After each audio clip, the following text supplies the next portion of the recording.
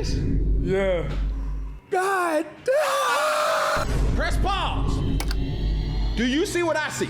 I see fresh out the box Jordans. All white J's in the bottom!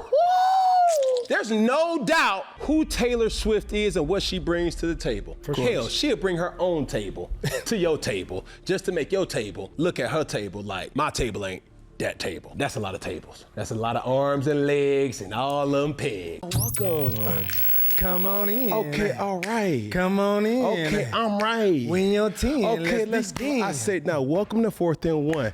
Well, I always got it done. Bringing facts by the ton before the rising of the sun. But this ain't me in a shotgun. Hello. Oh, the boy got hands. Tell you. Hey. Hey. Uh-oh. Uh-oh. Hey, man. Say, man. Oh. Step up. Oh.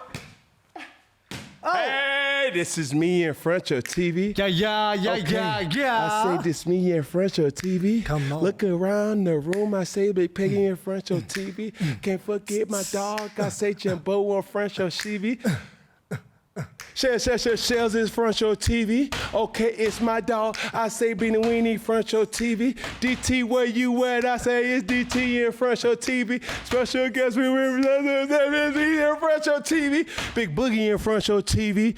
We in front your TV having a whole lot of fun. This right here? I mean, this right here? Hey, you right there? This is my go-to snack, the wonderful pistachios. They call it the don't hold back snack for good reason. These ain't your regular pistachios. I'm talking flavors like honey roasted, chili roasted, and jalapeno lime. And each serving has 6 grams of protein and 0 grams of regret. You want a classic crack of the shell? Go with the end shell. Prefer no mess? Grab the no-show bag and you're good to go. Whether we're in the studio, traveling, or just need something quick, this is always in the rotation. So don't hold back. Visit wonderfulpistachios.com to learn more about this don't hold back snack. Here we go, first down. Viral moment of the week. Let's see what we got.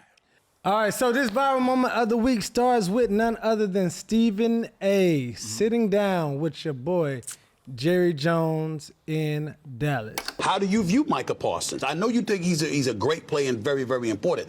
I consider him the face of the franchise. What do you say to that? I'm glad that you recognize that. We got him for 3 years, no matter what. He's not going anywhere. Exactly. Somebody comes along with a couple of Pro Bowlers and a couple of first-round picks, Jerry. What you gonna do? Here, no, don't got this thing static coming in here somewhere. I'm getting overrun here. I'm just asking. I want to make sure that nobody has to worry about Micah Parsons going anywhere, because that's how much you value him. Just know this. I'm so proud since you think that much of him. Yes. Please say it often, because we do have him.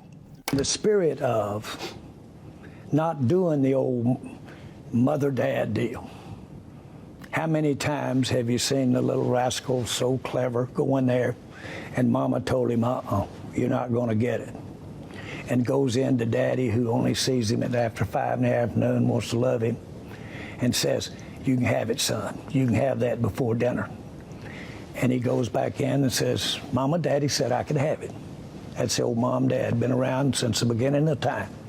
I'm not going to go for that here. Press pause right there. Press pause right there, because a lot of that flew over a lot of people's head, dreads, and they toupee. Well, break it down for us then, boy. Well, I'm going to tell you what Jerry is saying. We not playing that ish around here. Mm-hmm. What he's saying is, other people at other organizations have cried about contracts. But the main ingredient in any type of contract dispute is leverage in the negotiations. Okay. What does the contract fact say? Micah Parsons, hell of a player. Some would say a generational player. Yep. But the truth is, you're still under contract. He is. Still getting paid to do a job. Hello. What other people have been able to do, what other players have been able to do, have multiple years on their contract, and we can renegotiate. See, some would say this. Well, you're doing your job. That's what you're supposed to do. Yeah. You're supposed to make the Pro Bowl. You're supposed to be an All-Pro. You're supposed to have some type of accreditation of being mentioned for Defensive Player of the Year. You're doing your job. You're supposed to have passion. That's your job. And you mean to tell me you want me to pay you extra for doing your job? You don't have a lot of leverage there as a player. See, some will go down the Rolodex, and I don't know if you've been paying attention to the Netflix series Dallas Cowboys, The Gambler. Yeah. That right there shows you a whole different dynamic of what Jerry Jones is all gone capable of. Because like I told you a couple weeks ago, he ain't that new to, players holding out. Yep. But this is the key asset. What's the key asset? If you want to hold out, you got to have leverage. Micah Parsons does not have any leverage. Now, granted, the only leverage that may come by is if another team is willing to pay and go over and beyond and to give the quote-unquote gambler in Jerry Jones an offer that he can't refuse. I don't see that even happening for multiple reasons. Number one, we're not going to take that offer. And number two, we're not going to let a guy like Micah Parsons go. So, has other players on other teams been able to leverage and say, hey, man, listen, I'm going to hold out until I get me a new contract. So when he's using analogies, let's play a game of old mom and dad. Yeah. That's what he's talking about here. Just because somebody else on another team has been successful with that, no. Dikembe Mutombo, no. No. My house, my rules. No. Yeah. Can't do that over here. One finger. No. I don't care how good you are. I don't care. It's under a contract is what a contract is, man. Yeah. What's that black and white? You dig what I'm saying? Now, this is the thing that I thought was mighty interesting while listening to Stephen A. Stephen A. Smith identifies Micah Parsons as the face of the Dallas Cowboys. Is that absurd? The end and not Dequavius? I mean, he's most consistent than that. Peggy? Who puts out the most output on the Dallas Cowboys? You're not understanding what I'm saying, Peggy. I understand what you're saying. That tells you everything that you need to know. If you have a defensive end, a face being mentioned, a face of an organization, and not the starting quarterback. You're not doing your job as a starting quarterback.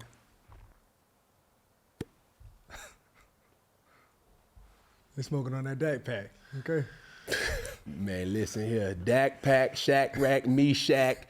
Give me 60 M&Ms a year. I'll be whatever you want me to be. Thanks. A year. And 306, man, scratch that. Because our guests can attest to this. It ain't even 365 days. It's more or less like 125 days. You're going to give me 60 M&Ms, man? I don't care who the face is. I don't care who the hips is. I don't care who the lips is. I don't care who the elbow, the doggone spleen, or all the other body part things. Mm-hmm. I just want to be the pockets. Facts. You dig what I'm saying? With no holes in it. I don't care who the face is, just give me the pockets. Yeah. But that was mighty strange for Stephen A. to say he thinks Micah is the face of, which is cool. Not to get distracted or led astray or anything else like that. One thing that we know about old Jerry Jones is, help me out, DT. Help me out, Drop. It's all entertainment. Man. Any media that's not controversial, or let me reword that. Mm-hmm. Any media that ain't hurting nobody is good media. Mm-hmm. You dig what I'm saying? I feel you. So for him, he's saying, hey, man, you mean to tell me you got not one, you got not two, 3 years on your contract, and you trying to step to my office? Come on, Micah. Yeah. Come on, brother. Because now, this is what Jerry Jones has the ability to always do. Now, he could be in that locker room. Mm-hmm. Now, he could be on the sideline. Man, he could even be in your living room. But he's still who? The owner. And the who? GM. And the who? President. Hello. He's all the above. All the above. Like, bro. Somebody. He's still the business. Yes. Man. Yeah. That flew. He's still the business. Man. 2 words. You dig what I'm saying? 1 meaning. Yeah. Facts. No. It's not 2 words. I'm saying it is 1 word. 1 word, yeah. He's still a businessman. Yeah, facts. You dig what I'm saying? And he is the business man. 2 words. There you go. I'm with you, baby. When you're right. Come on, talk to me. Hello. So Micah is getting it switched up, not realizing like, yo, this is still a business, man. 2 words. Mm-hmm. But he's talking to a businessman. 1 word. So as I'm looking at this whole thing unfold, I'm just saying to myself like, yo, not knowing like, yo, you still got that many years on your contract? Now other players of other teams have been able to say, hey man, listen, I know what I'm worth. He could very well do that same thing too. Now, if you was watching that Netflix special, you'll start to see like, Jerry ain't no new, person in regards to contract negotiations. Emmitt Smith held out. But the difference between Emmitt Smith holding out and Micah Parsons holding out? Yeah, that's what we got to talk about. Emmitt Smith was a free agent. Yeah, he had no contract. No contract. Free. No contract. You got a person with 1, 2, 3 years on his contract. It's a little bit type of negotiation. Yeah. See what I'm saying? Yeah. So with Emmitt, not only did he not have a contract, man, they went 0-2, man. So everybody's saying, man, go get that man. Go get him. Go get him. Just do. 22, man. Mm-hmm. Now, depending on how much Micah trying to negotiate, will it go through the season? But he needs some leverage, man. Because right now he laying on training tables in the last preseason game. Well, he's going to be laying on something more than that. Yeah. Because them fines is going to be... They're going to be piling up. But is he taking this out of proportion? What you talking about? Well, let's talk about both sides. With potentially 3 years left on a contract, is Micah Parsons taking this out of proportion? Obviously, we know, and being a player, the game is never promised to play another game. He's never promised to play another snap. Man, but you 3 years left. You went out there at Pee Wee, man. Yeah, so that's what I'm saying. Is he blowing this out of proportion? Should he just play and let things handle itself, or is he taking the proper precautions ahead of time? Man, and some would say, man, Cam, you switching up. And make no mistake about it. I want Micah, I want DeQuavius, Dak, that is, and every single person to go get that money on, man. Yeah. I understand what Go you're saying. get that money. But it all comes down to the big old L word. Leverage. You got to have leverage here. We done seen that happen numerous times. Man, we don't even want you to even look on the other side of the fence. Get back. We gonna take care of that. You dig what I'm saying? That ain't his situation. That's not his reality. So for him to be able to be laying on the doggone training table, I get it. The frustration has mounted. He's seeing, help me, Henderson? Yeah, Hendrickson. Yeah. He's seeing Hendrickson in Cincinnati. Yeah. He's seeing TJ Watt over there in Pittsburgh. Yeah. Huh? He's seeing all these players that say, hey, man, I could do that. I've been doing that too. I got to. He seen Myles Garrett load up. Crosby, load up, loaded. I'm trying to tell you, Yeah. all these players have not. All these players have not necessarily produced as much as him. That's what Micah's thinking. Yeah. That's his leverage. But in reality, from the businessman, it's like, bro, you just doing your job. Yeah. You want me to pay you for doing your job? That's almost like me telling you, Peg, we already done agreed to terms. The show go crazy. And it is. Bowman. But at the end of the day, you come back and say, I'm gonna hold out. Because that little contract that we negotiated last year, it ain't enough. I'm like, hold on. Bro, you on the contract, brother. Yeah. You see what I'm saying? Facts. So, even for me, because I feel like, hell, Peggy, you pay me. If I sit up here and say, man, look, I ain't. Where you going, bud?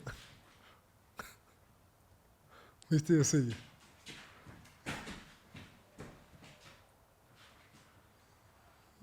Yeah, you're good now. We see you now, yeah. It's almost like me holding out and saying, Peggy, go shoot your shot. I will respectfully say this. What's up? I got leverage. And guess who else got leverage, Peggy? Who?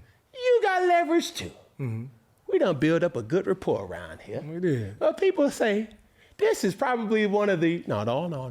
And this is what I would tell people. Don't probably me. Don't lure me. This is the best sports show. Talk to him, bud. So for that, I'm telling you, the leverage is there. Yep. I don't know if I can have chemistry with another person like I got chemistry with old Pan. Well, appreciate you, but same here. I know. Yeah, It ain't guessing. I know. Give him an inch, you take him out, don't it? No. But that's the reality with Micah Parsons. It's like, bro, what leverage do you really have? Yeah. Or what leverage are you standing on, Just bro? other him being a dynamic player. So, Cam, before you keep saying, the 3 years, we're wrong. You're wrong. Not me. Yeah, yes, you. And what we have here is a 6-time Pro Bowler, 10-year NFL vet, and one of the most dominant defensive tackles in this era to tell you, me, and everybody what's right with this Dallas situation. None other than Mr. Gerald McCoy. Man, welcome, former brother. teammate, by the way. Yeah, former This is my teammate. former teammate, man. You know what I'm saying? Batman meets Superman. Yeah. And y'all both immediate, you know what I'm saying? From the field For sure. to rocking the mic. So I'm wrong. He does not have 3 years on his contract. He does not have 3 years. He's on his last year, and Jerry, with the most Jerry swag he can have, is saying, I got him for 3 years. He's saying, you giving me this 1 year, and I'm going to franchise you twice, regardless of how you feel. So you're going to be a Cowboy for 3 years. At minimum. At minimum. I'm telling you up front, I'm going to franchise you twice. So Jared putting him on a 3-year contract. No. But hear this. We're playing chess now. Yeah. Yeah. We're playing chess. He just told you what contract you got. No. He told you what I'm capable of doing. Yes, he That did. is true. If we want to be petty here, You keep playing with me.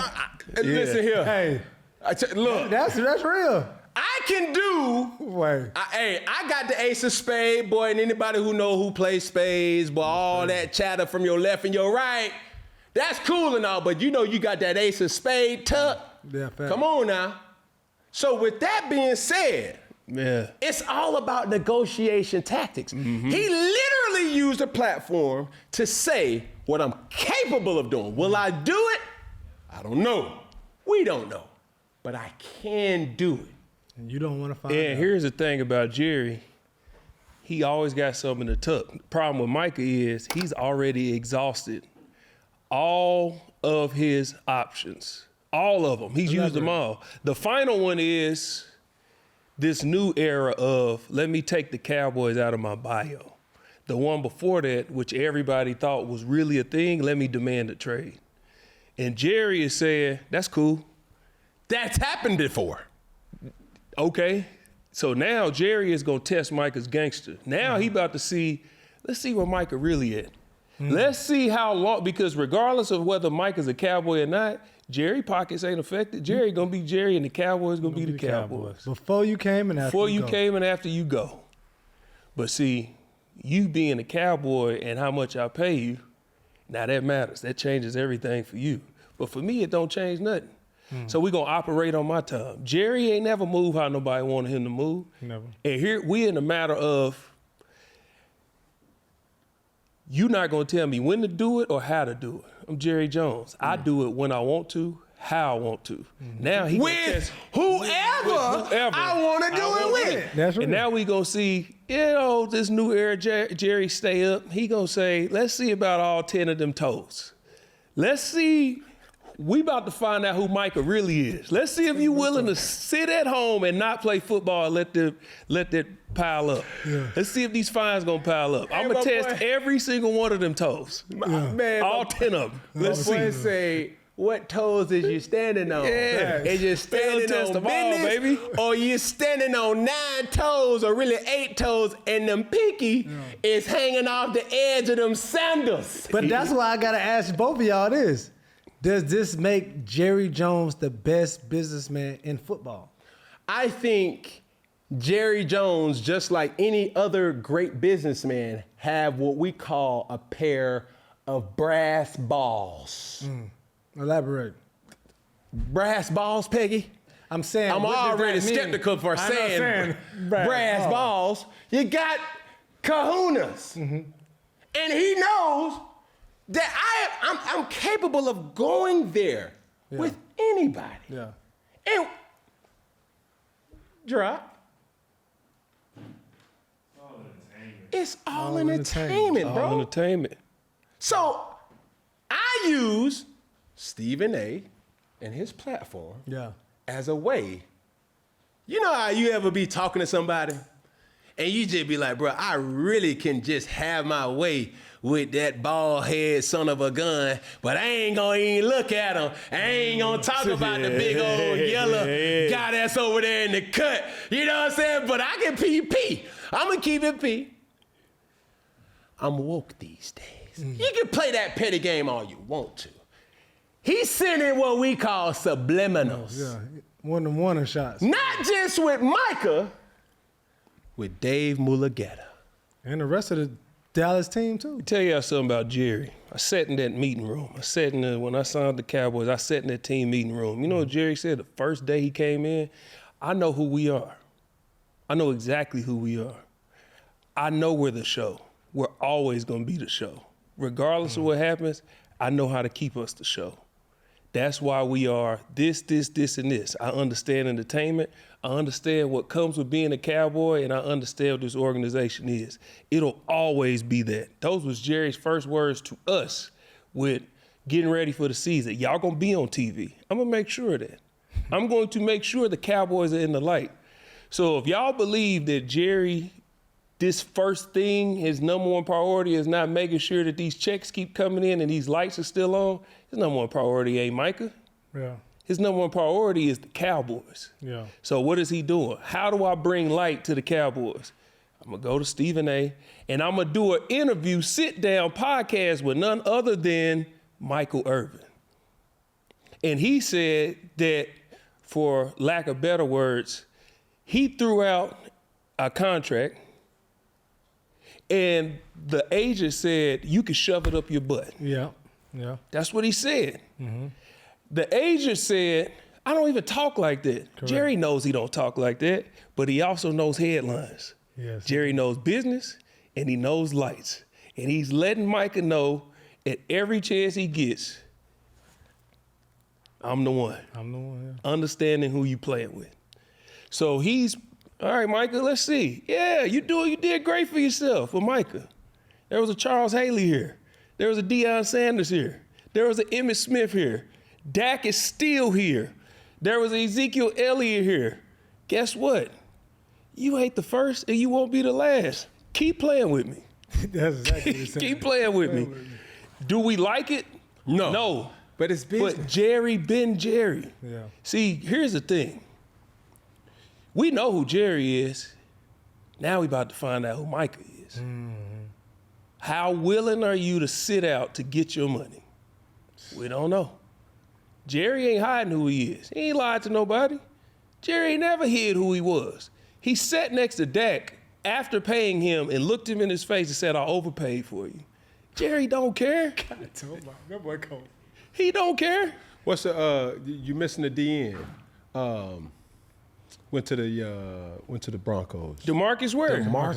DeMarcus Ware. You done had Haley, you done had Ware. I've had the best offensive line in the league multiple times. Yeah, for me. I've had a Zach Martin. I've had a Travis Frederick. I've had a Tyron Smith. Boy, you not Leon Lett. Man, I done had a Leon Lett. What are you talking about? Come on, man.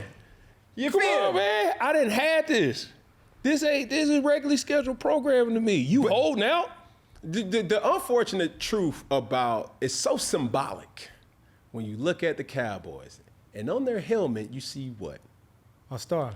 Do you see multiple stars? You see one star. One star. Do you see another one in the up? That's symbolic. Yeah.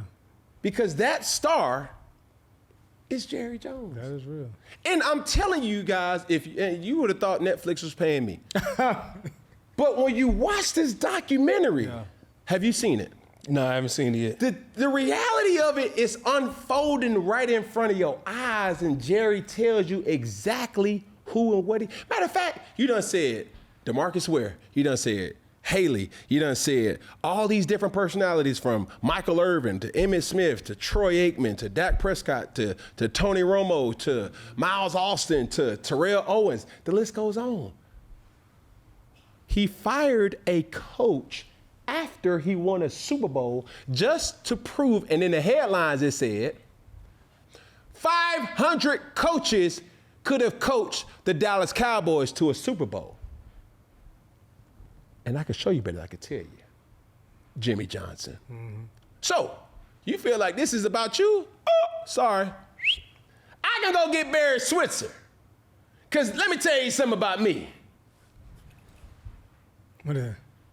Oh, that's cute. Don't worry about it. Hey, yo go. Yo go, man. All right, cool. Y'all ready for me to go? Say left. He gonna drop the ace of spade. Yeah.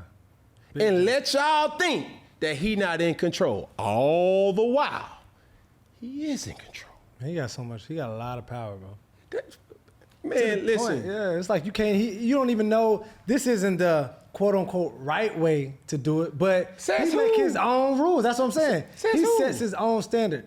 Because a lot of people say like, I wouldn't get on TV and talk about this at this moment with a Stephen A. But it's like, what other owner would do that, and what other owner can do it like Jerry can? The world of sports is big. The world in general is big. You got soccer, basketball, football, baseball, all these sports, correct? Now you have individuals, you have organizations. The number one highest grossing organization in all of sports, of every sport, is the Dallas Cowboys. Yeah. What you gonna tell me? What are you gonna tell me? I keep the lights on for all Come of you. on, man. For all of you. All sports, not football, not every sport. As international as soccer is, they don't make the money we make. And we ain't won a Super Bowl. We ain't been to an NFC championship in how many years? 30 plus? 30. And we still are the highest grossing team. Man, you can't tell Jerry nothing. He is the star. I am him. Capital H, capital I, capital M. And don't forget the exclamation point. 3 exclamation points. Yeah. Let's do 7, the number of completion in the Bible. Let's do 7. Let's do 7. Him, that's who Jerry is. He understands it. And until Jerry go lay down, he's always going to be. Let me ask you this, though. Playing in Dallas, pros and cons of playing for the Dallas Cowboys and Jerry Jones. So for me, unfortunately, I tore my knee up in preseason. But what those players are, I got a glimpse of it in just, so we had the summer, that was COVID year, but I got to be in the building for 3 weeks. once I was in that building, I got to understand why the Dallas Cowboys players' egos are the way they are, or why they carry themselves a certain way. The way they treat those players, the things they do for those players, I had never experienced.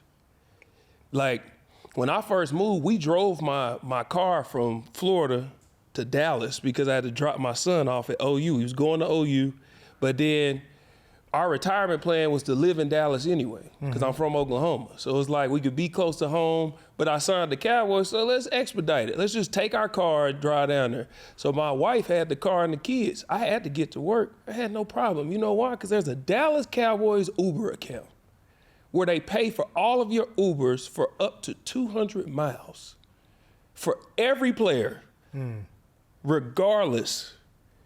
You need anything? Cowboys. There's certain cities you can go in where players are put on a pedestal whether you play or whether you don't.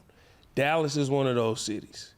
So in that 3-week span, I still am reaping the benefits of being a Dallas Cowboy for 3 weeks. To this day, and I live in Dallas, man, you was a Cowboy? This, and this. It's how not only the organization and where they put you, but also the city. But then also it can be a detriment to you as a person and as a player.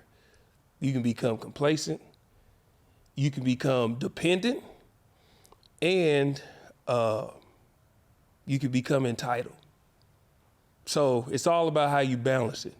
But also, it's funny that Jerry talked about the mom and dad, because the big thing when Jason Garrett was there, see, Jerry's not going to hire any coach that he can't control. I mean, why do you think you hired internally?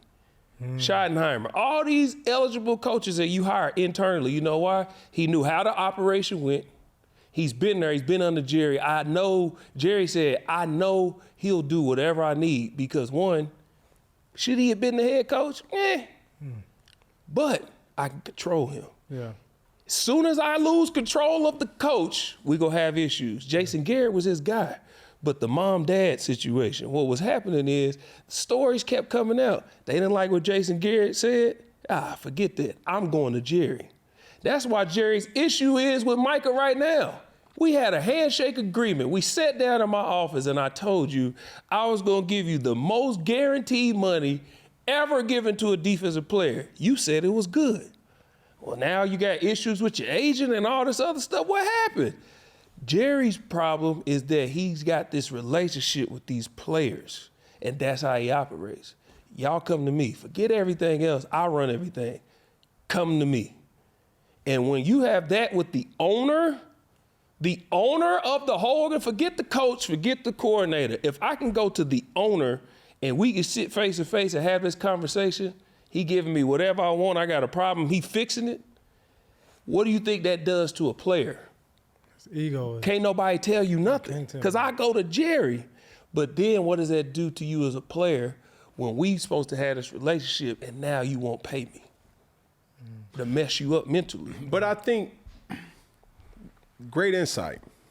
But my combatants to that will be, we've had this discussion on the show. You can go over the surface level things, right? But all the logistics has to go through my agent. Has to.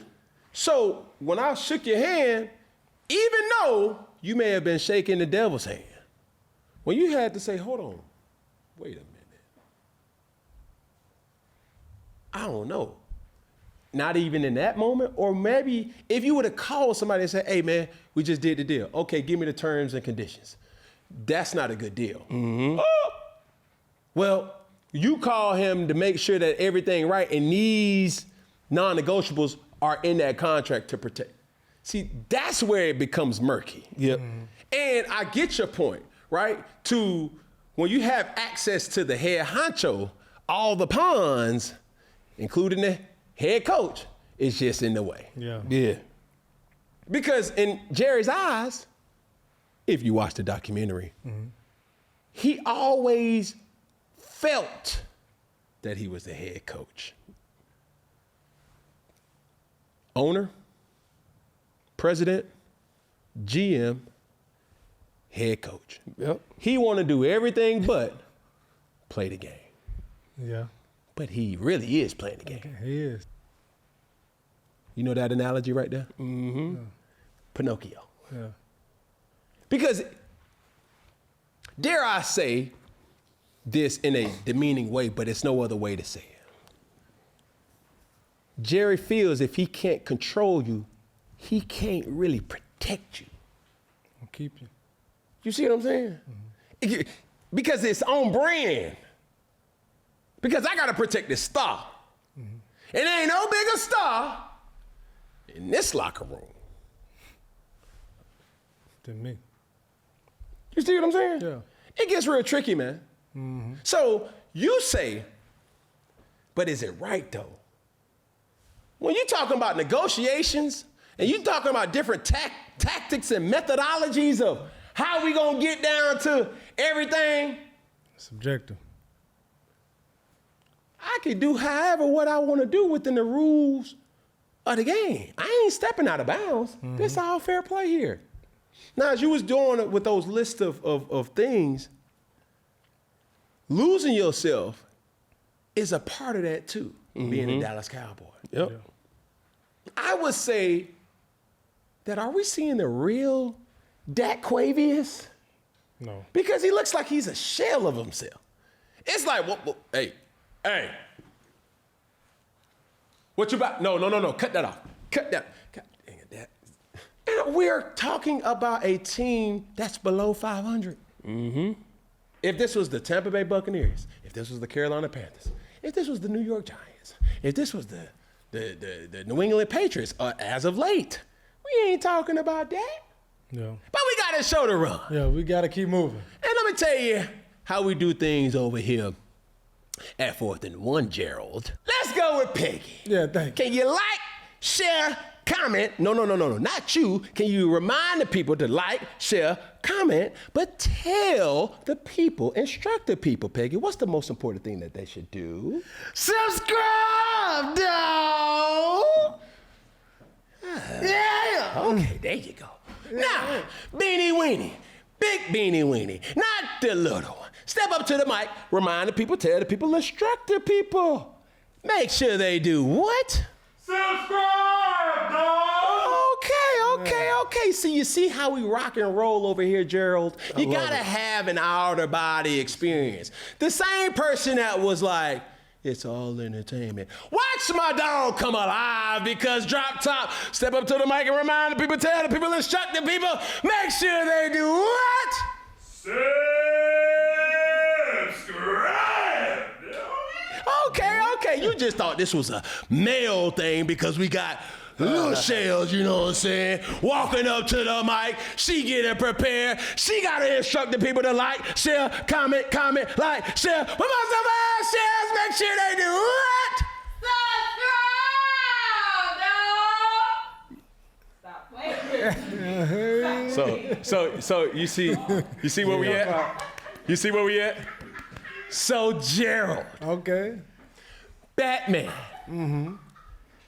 Why you have the people's attention, man? Make sure they like, make sure they comment, make sure they share.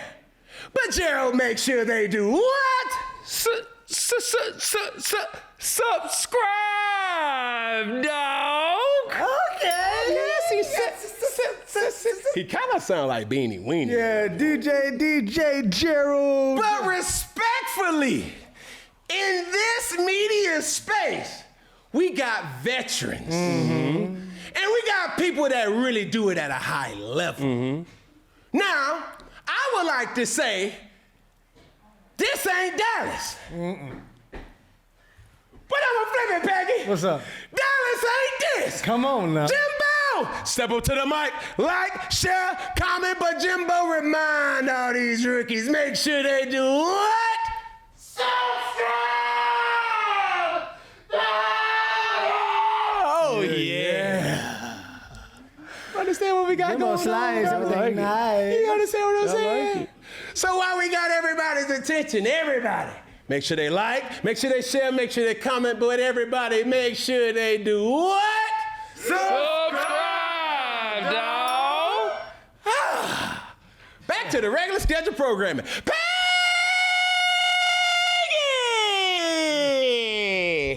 What's good, bud? Yeah! Woo. Come on now. We got to keep this show going. All right, so we talked about Jerry not paying people, but the Washington Commanders have paid Terry McLaurin finally. All right, so he gets an extension for the next 3 years worth $96 million.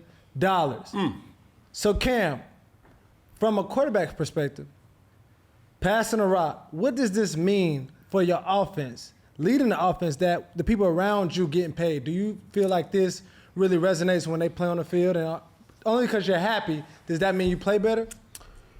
I think the chemistry is in such importance here. Yeah. Young quarterback. Yep. We've seen many times, Gerald.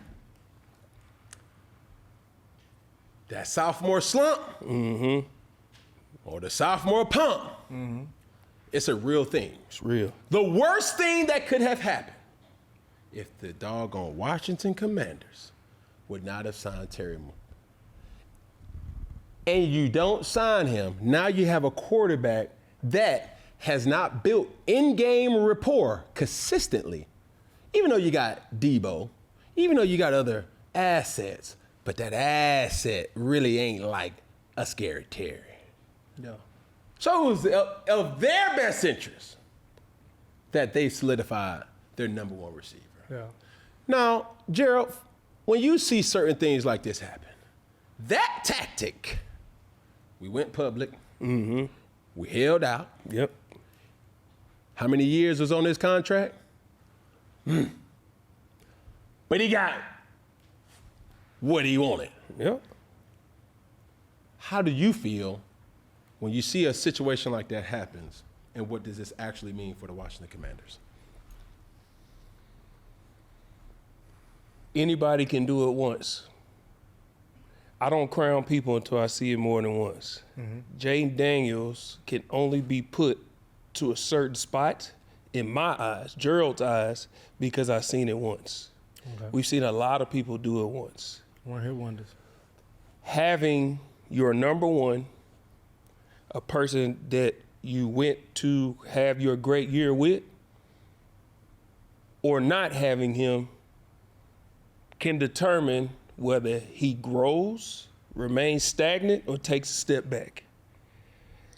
Paying Scary Terry had nothing to do with Scary Terry. It had everything to do with who they are going to have when Scary Terry is gone. And that's Jaden Daniels. We had to make sure that he is comfortable, because we need him to be good in order for us all to be good. To have an opportunity. So if he's not comfortable, you don't pay him. He's the guy taking all the snaps. Now we have to deal with his psyche. Of all the people in the organization whose psyche you cannot mess with, is that guy. Yeah.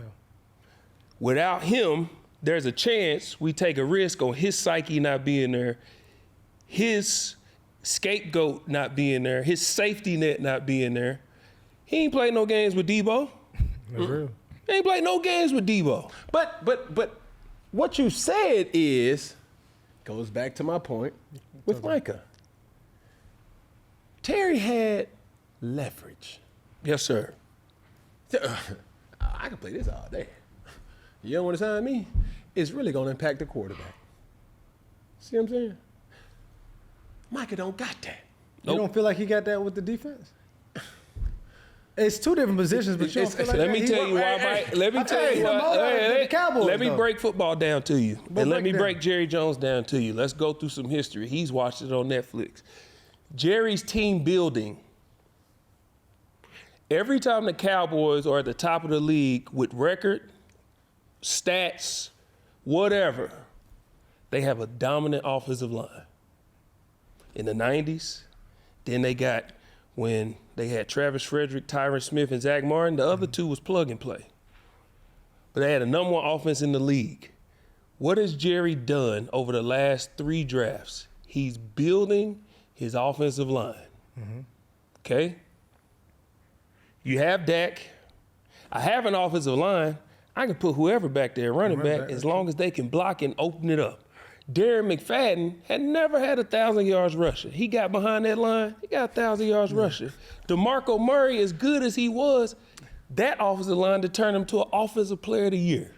And after that, This is what Jerry has done. It's a formula. This is his mold. It's his formula. yeah. Charles Haley was an add-on. Dion was an add-on. Yeah.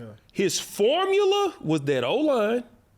I got my running back, I got my quarterback, and my wide receiver. That's where Jerry's mind is at. So having a DeMarcus Ware, we drafted him, he turned into who he was. That's excellent. I had my group. I go out and get a Charles Haley, give us a couple good years, we get our Super Bowls. Yeah. You being a great pass rusher, man, listen, Micah, as dominant as he is, he give you 11, 12 sacks a year, could be a defensive player of the year. I'm gonna tell you what a coach's mind is thinking. I can save money and get 2 people that could give me 7 to 8 sacks a year and put that money into my offense or put that money into building everybody else. Micah has no leverage here. Yeah. He has none. Where's the leverage? Micah Parsons, he is another phenomenal player to come through the Dallas Cowboys. All them phenomenal players, the Dallas Cowboys, I'm sure if we did a poll or we went and did research over the last 10 years, they are not out of the top 5 for all pros and Pro Bowlers. Guaranteed. The Dallas Cowboys. What do they have to show for it? Nothing. So do you think that this one player has leverage just because you are an all-pro or a possible defensive player of the year? That's not leverage to Jerry. Yeah. You know what Jerry is? He's a businessman. Yeah. One word. Or he's a business man. But just to 2 throw this in the words. play, though, also somebody that does have leverage, Trey Hendrickson gets a $14 million raise with the Cincinnati Bengals, also a pass rusher, and he is scheduled to make $30 million in his salary this year, and also will be an unrestricted free agent after the season. But to that point, it goes back to Gerald's point. Yeah. Trey Hendrickson is on a franchise tag. Correct. So when I shake your hand and you say, I'm going to make you the highest paid defensive player, I can go that route. Now, I ain't a betting man, but if I were, somebody would say, no, bro, you don't just need a franchise tag because that's 1 year. You're still in a prove-it situation. You need stability with longevity. Yeah. Now, if he gives you or guarantees you whatever that going rate is for top defenders, if you can guarantee me to thrust me in that threshold year in and year out, an additional 4 to 5 years on my contract, and I'm still the top paid defender, now we talking. That's a whole separate deal. You see what I'm saying? Yeah. So while we building and we kicking and we shooting the breeze and you're like, yeah, bro, I'm gonna make you the, ooh, that sounds good. It sounds excellent. But when you start talking about the logistical things, I'm like, hold on. Fine print. Yeah. For 1 year though? No. No. I need it for at least 5. So this is a bad deal for Trey Hendrickson. It's not a bad deal because you don't know what he was looking for. Because Trey Hendrickson can go off and just say, man, I ain't never made this type of money. Yep. And and sometimes we all have to have this revelation. I gotta prove it. Yep. Yeah. I gotta prove it. It happened to me. It happens to Gerald. It happened to me. It happened to everybody. As you're proving it, it could either go or, feel what I'm saying? Yeah. So it's still a risk. You're playing a contact sport. The point is, Terry had leverage. Micah does not.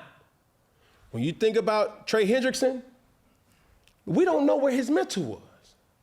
Because not just his mental, the situation in doggone Cincinnati is completely different than the situation in Dallas and completely different than Washington. We all know all the money, just like Jerry got his doggone formula, Mr. Brown has his formula over there in Cincinnati. Yeah. We got the highest paid QB1, we got the highest paid wide receiver 1, and we got the highest paid wide receiver 2. I ain't got that much more to give y'all. I ain't got nothing. So you asking me? I ain't got, bro. Help me out. Be a team. Question. What's up? Stephen A. said he considers who the face of the franchise in Dallas? Micah Parsons. Who's the face of the franchise in Cincinnati Bengals? Joe Burrow. Joe Burrow. Oh, okay. All right. Was I tripping? All right. So his priority, their priority, they're telling you who it is. Joe Burrow got paid our number 1, and we paid our number 2. We're going to slow play on the defensive end. You know why? Because we have to protect priority number 1. Who blocking for Joe? Yeah, that's a priority. I can go out and get a first-round pick at defensive end, which they did. Yes, sir. I can get a free agent that could give me 7 to 8, and I can say I need to pay people to protect priority number 1 and then sprinkle in defense. Priority number 1, Joe Burrow. Priority number 2, who's Joe Burrow throwing the ball to? Yeah. Priority number 3, when they double team that guy, he needs somebody else to throw the ball to. Mm-hmm. That ain't what's happening in Dallas. And that's why they could say, Trey, we're going to franchise you, but the payments, where did the money actually go to? Joe Burrow and his 2 wide receivers. That's the difference. You know the crazy thing is? That formula may work. It has shown to work. Yep. But like I told Peggy earlier, I listen with my eyes. Mm-hmm. They've done pretty much the same thing in Dallas that they did in Cincinnati. Because they've tried to get real sexy and try to move 88, and CD is a doggone great receiver, but CD can't do it alone. They've kept the receiving core the same 2 years ago and said, no, we was good with that. But when we were watching film, hold that right there. Oh boy, he really not like that. So CD, we gonna double him and we gonna make everybody else beat us. And they got exposed. So what they say, all right, bet. We got our quarterback. We beefing up our offensive line. We got our receiver, because he threw a hissy fit too. Our quarterback need to be comfortable. Yeah. Matter of fact, our quarterback has voiced his opinion, and not necessarily publicly, but it showed on film. When you take away 88, I ain't got nowhere else to go. I ain't got my scapegoat. You see what I'm saying? Now we go get, we know Jerry loves this more than any other franchise. We love a little toxicity. Mm-hmm. And who's more toxic at that receiver position than old George Pickens? We ain't that toxic. Man, I done managed Adam Pac-Man Jones. Man, I done managed doggone Deion Sanders. Man, I done managed Michael Irvin. Dez Bryant. You see what I'm saying? All these quote-unquote head cases. Man, they good with me. Man, come on over here to that ranch right there, boy. And I'll do something right for you, big dog. Yeah. What we're not gonna do, let me tell you, I'm gonna tell you what you can do, and I'm doggone gonna tell you what you can't do. So Micah, going back to that, that's hard, especially with the ramifications of where this league is now. We've seen it happen with the running back position. Mm-hmm.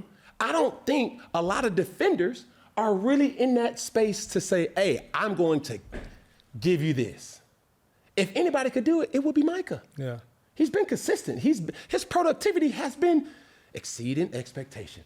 But still, if we can go get 2 of yous, 3 of yous, and 4 of me's at a discounted rate, man, listen here. Because you know, we have no way of winning without this one position.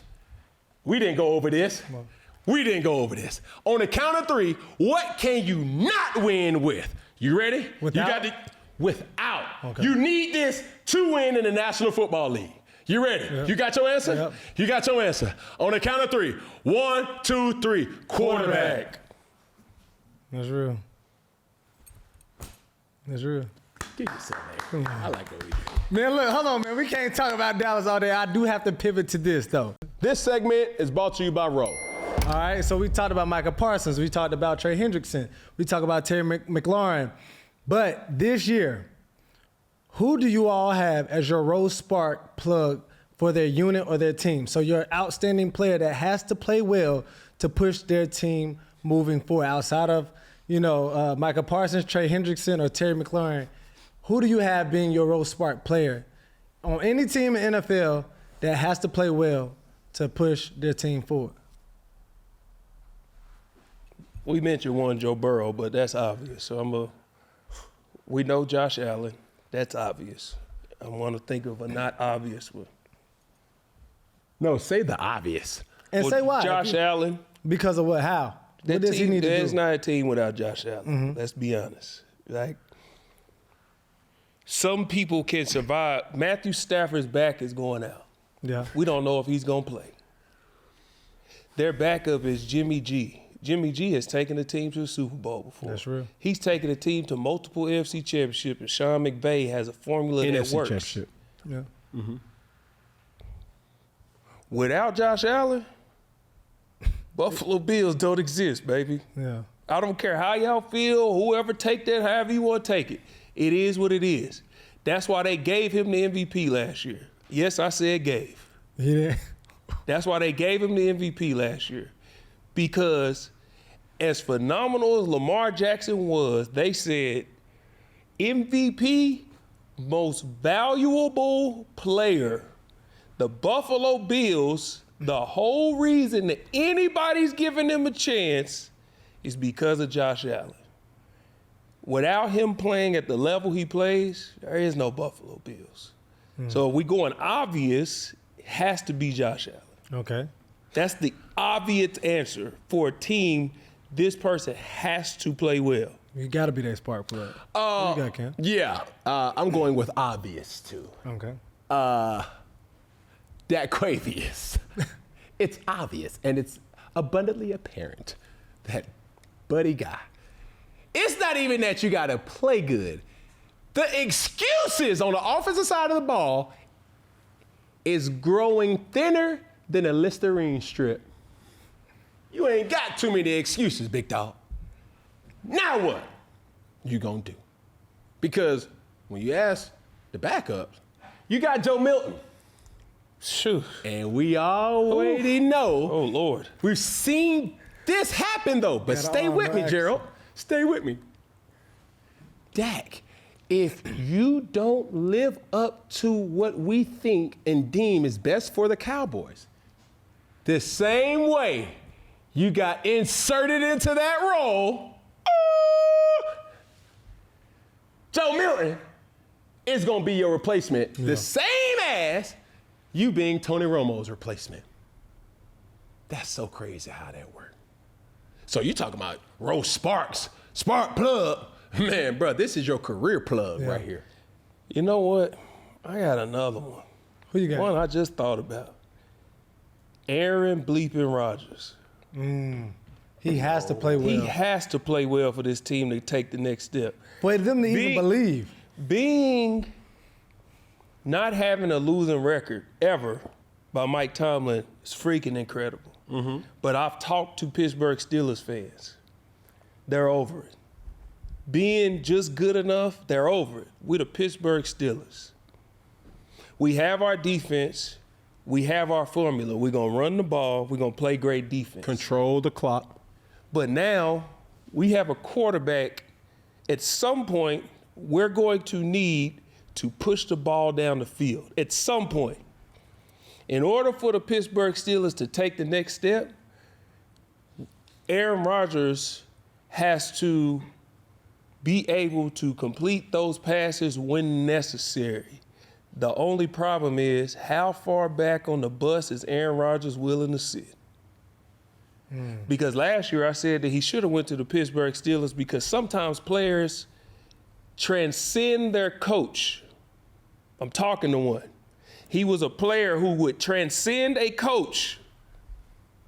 He's that dynamo of a star that he could come in and transcend the coach. Pittsburgh ain't one of them places. You can't transcend Mike Tomlin. What you gonna say to Mike Tomlin? Oh, I won an MVP. Seen those before. I won a Super Bowl. Got one. You can't come in here and run or change what I'm doing. Can't sign me. But what you can do is lead the way I need you to lead and just fall in place. Make the throws I need you to make. I think, just for the sake of argument, and I know we got to go Pig. I know we got to show this, but we got Gerald McCoy. Not every day we get Gerald. Hello. I don't agree. I think. Well, what statement exactly? I don't think Aaron Rodgers has anything else to prove. I think he wants to go out on something where he can. That's it. I don't think he's saying, I have to win a Super Bowl. Because it's given this. If he wins a Super Bowl, he's retired. Yeah. This very well may be Aaron Rodgers' last hoorah. It would have been his last hoorah last year. Yeah. If it wasn't so. You See what I'm saying? If they would have went to the playoffs, if they would have went to the AFC Championship, heaven forbid, if the Super Bowl, he would have been able to say, like, you know what, man, I've seen the mountaintop. I ain't got it in me. You've seen how he already done bullied the situation where he is now. Yeah. I don't want to do OTAs. Bro, y'all just send me the playbook. Matter of fact, ship me y'all the top receiver. We should have seen something then when he only was working out with DK. Yep. And George Pickens was still on the roster.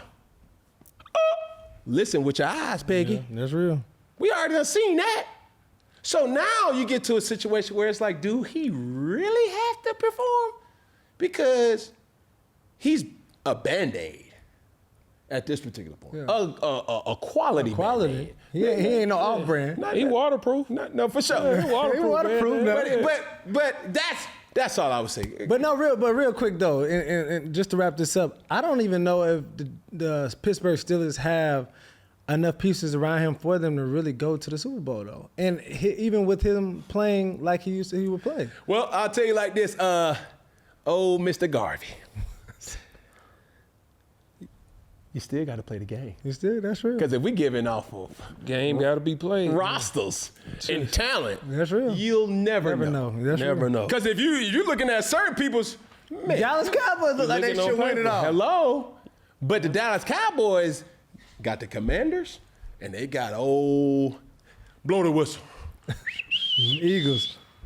You dig what I'm saying? Yeah. We not gonna go down there, Jimbo. I hear you snicker. We not going. We going already done been made. Yeah, the Gilly business, man. We go. Shout out to Mr. Fard. What's up? What's up, buddy? There you go. Come on. What else you got, Piggy? Next clip. This episode is brought to you by Roll. It's officially summertime. And let's be honest, summer brings the good vibes, the good energy, and let's be real, the romance too. Heavy on the road. And if you're trying to match that summer heat, Roll Sparks got you covered. For sure. Whether it's beach dates, sundress season, or you just trying to be spontaneous, Roll Sparks, make sure you're ready when the moment's right. Roll Sparks is a prescription treatment that dissolves right up under your tongue and kicks in fast as can be. 15 minutes on average after they dissolve. And that's control without the wait time. And they don't just disappear after one round. They stay active up to 36 hours. So you're ready for round 2 or 3? Hey, or maybe even the morning after. If prescribed, new sexual health patients gets $15 off your first order of Sparks on a recurring plan. Connect with the provider at ro.co/4th to find out if prescription Ro Sparks are right for you. That's ro.co/4th for $15 off your first order. All right, man, as Avery Johnson from Kansas State was balling, his family was brawling. I'm saying anybody that's fighting in Ireland, I would have thought my man doggone Conor McGregor was the only one that was capable of throwing the dukes and the boots. Yeah. But when you play the video, Piggy, Gerald, You have to be one mad black man. Two things here. Come on, man. Break it down. Press play. Had to watch it. Press pause. Do you see what I see? What you see?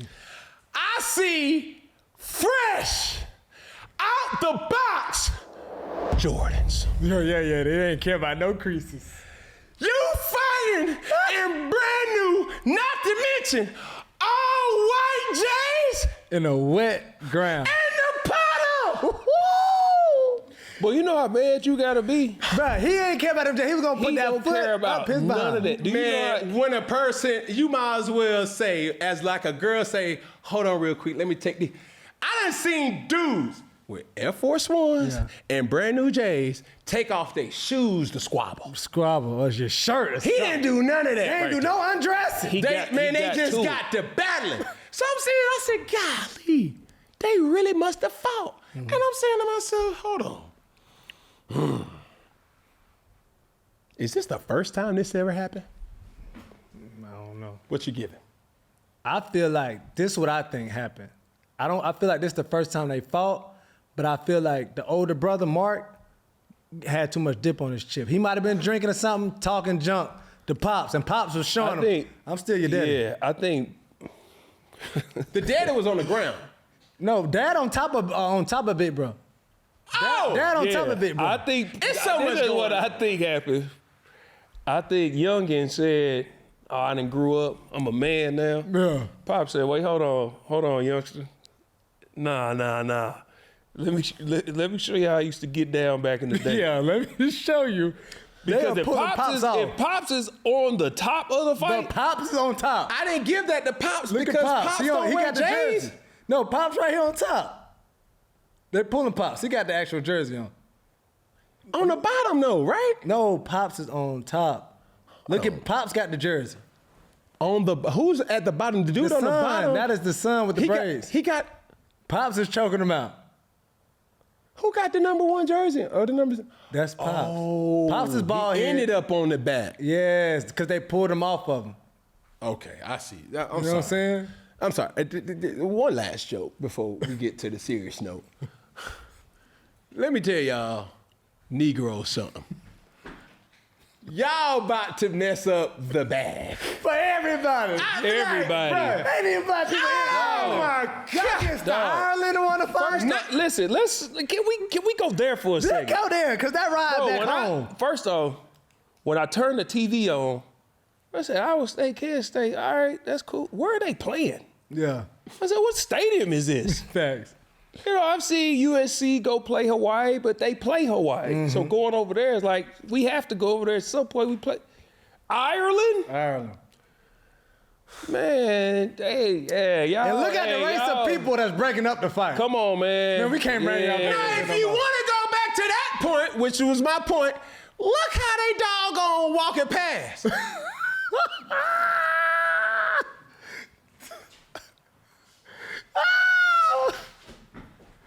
Come on, Timmy. Don't look at that. Man, what? Yeah. Now, this is the thing on a serious note. Parents, siblings, family members. You know, you literally, I mean in real time, literally just set that individual back. Why? Because Gerald McCoy, did you go to the combine? I did. At the combine, do they not mention everything on the field and Off the field. now, you don't think that a franchise is going to ask this question, hey, we're thinking about taking you with the XYZ pick. Yep. Will we have any issues With your family. with your family? More specifically, with your brother? Because he can't fight. With your daddy? Yeah. Your family like to be on the field. Mm-hmm. Do your family like to be? They do, huh? Your family ever been pre-game? Yeah, they do, huh? Yeah. All that?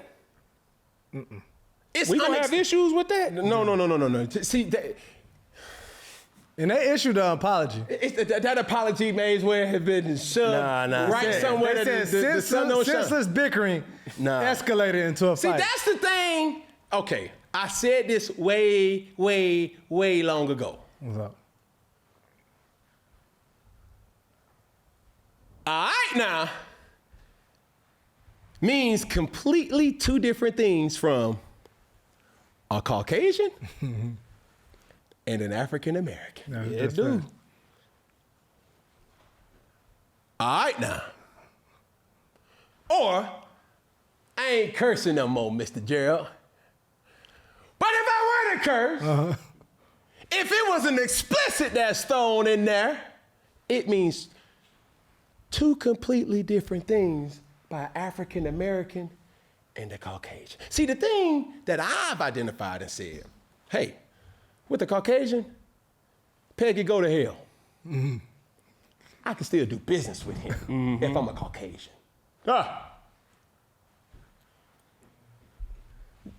Jared, go to hell. As an African American, Alone. hey man, I'ma see you there. I'm gonna dig you the ditch. I'ma see you And we there. gonna keep digging. Come on now. Because you're dead to me. Yeah. It's sad, but it's true. That's real. The thing right here, like, I done seen a lot of people talk greasy in different cultures. Yeah. But one thing, as an African American, no. See, all African Americans ain't like this. Yeah. One thing as a you can literally write a check and your ass got to doggone cash. Boy, ain't that but them funds. Cause I'm telling you, this right here, these two lips and that little tongue, whoa. Stay with me. I'm trying to make a point. Come on, bro, you speeding. I'm telling you. Yeah. Over words. Over words. Not reality. Words. Okay, since I've been on this I'm from Oklahoma. You call me the B word, we scrap it. Yeah. If you from New Orleans and I call you the B word, it's a term of We endearment. friends. Term endearment. It depends on where you at. But even then, they said Words. senseless bickering escalated. No. I'm gonna give you a real example. What's up? Because if you go back and you watch the Netflix thing on Dallas, there was a scene. I'm gonna paint the picture for you. There was a scene. Who's the COO of the Dallas Cowboys? Jerry. No. He's the president. President? He's the owner. Otis. Oh. He's the general manager. He really is the CEO. The COO, you ain't gotta look no further. It's his son. Steven. Oh, yeah, it is. Yep. It's his son. Going back in the 90s, they had an opportunity to go after Deion Sanders. So everything that he's talking about with Micah is still true because he was talking to Prime and talking to his agent. When he came out of that room, his words, not mine, he told Steve, we got the deal done. Steve then said, hold on. What you mean? At the time, Deion Sanders made, I think, $36 million. The biggest contract ever. That wasn't a quarterback. See what I'm saying? Steven, his son, hemmed his dad, Jerry, on the wall. Boy, Dad, you wouldn't have seen the next deal. that's what he see. What did Jerry say? Now, Steven, let's not get too carried away. Don't do something that you're going to end up regretting. Better you than me. Boy. Because the way my brain even trained, I can't even think about him and Cecil Newton up because I wouldn't even be here to tell you the story. Hey, listen, man. I've been 6'4", 300 pounds for a lot of years. Yeah. Gerald Sayin is 5'11".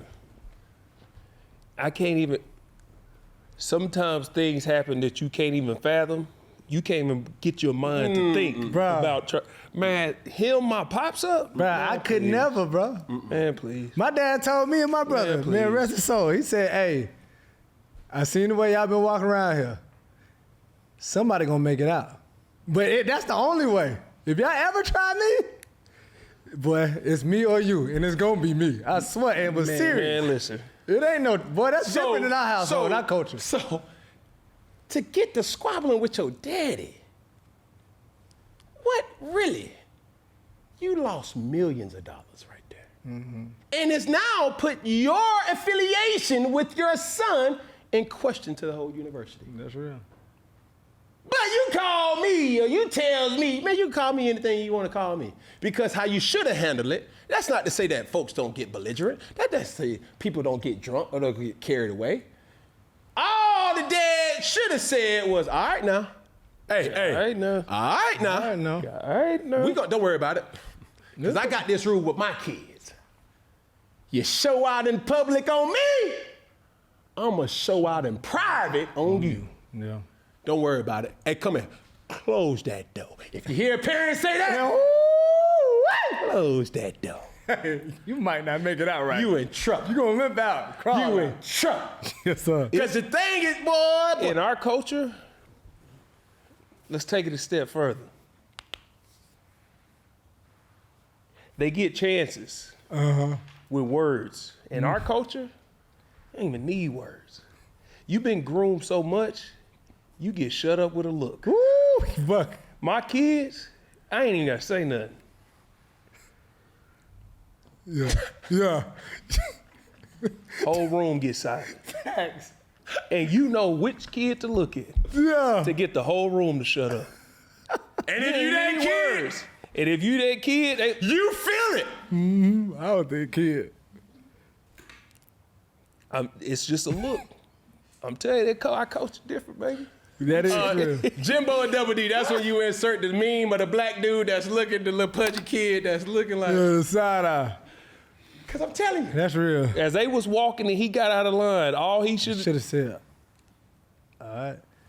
But that tell you everything you need to know That's about all that you dad. need to know. They could have been drinking in Ireland. It don't matter. You might They miss could it. have been Nah, sipping But on you're that sober Irish up quick, whiskey. though. Nah, listen. You're sober up quick when you The see thing it. is, that alcohol gonna make you more who you are. It's who you are is going to come out. That's Don't why make I it say tell- that's not if the you're- first if you've time. been That's true. It's a groomed- truth teller. It if is a you've truth been teller. groomed and you know whether you and your dad is drinking,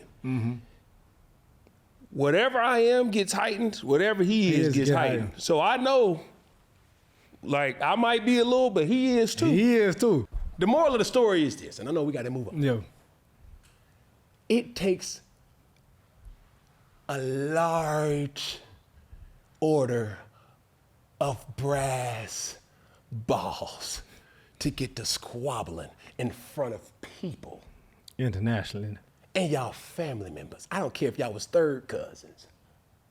You know you sit beside each other on the plane. What that look like? And they both look like they played a full game with their faces. You know how you know this ain't the first time Pops was winning? He done had to whoop on him a couple times. Pops up staying with Pops it. like, Bro, I know "All I right, gotta go man, to work listen, on you. I put my hands on you anyway. Like, man, didn't I tell you? Yeah, that ain't the first time for sure. Yeah, this ain't you right. Pops had whooped on him a few times. I done whooped on that boy. There's so many You done ways. took it to the And I shed a really couple even want to times. ask, what did the quarterback feel? Bro, That's 2 L's. that's too Day, that crazy girl outside again. Like, bruh, Come on, it man. is what it is. Hey, man, here we go. Next clip. All right, man. Travis Kelce and Taylor Swift get engaged, man. Congratulations to Travis and Taylor. Man, but on the bigger scale, as we go into this new football year, what does this mean, for the Kelces or what was your word, how you used to call them? The Swift, not the Swifts, but the Swifties? The Swifties. But like what we see, I guess this now first family of football more in the NFL. Is this the first family of football? Nah. You What got you- Russ and Sierra. You got Russ and Sierra over No, there. they passed that. No, I'm saying like, but you saying like, What level? does this Well, make that's the them- first time we've does this seen make this. them the modern day first family of football? Yeah, I think what era I'm used to, it will always and forever be the Mannings. They don't have a representative in the NFL. Wait, you talking about the Kelces? Yes.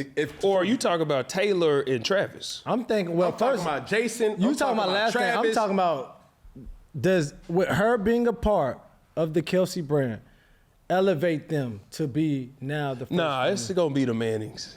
It's always That's the how I Mannings. feel. That's how I But see in it. this era, though. Yeah. In this era, because this is the thing about debate that I have to understand, right? I always say it. I speak teenager.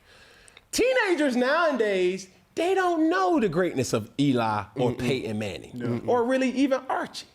You see, they see Arch. But even if Arch is successful, they'll have to go back and say, oh, his parents or his uncle or his granddad was in the league. You see what I'm saying? The thing about Travis and Jason and now Taylor Kelce, Yeah. they knocking not only the sports realm, but the entertainment realm as well, too. Yeah. Now, we had this debate off camera. Well, oh, God, my mind just went blank. Oh, this was the debate. And I asked you, Gerald. With Taylor Swift coming into Travis's life, how does that dynamic work privately? As far as Relationship roles and responsibilities.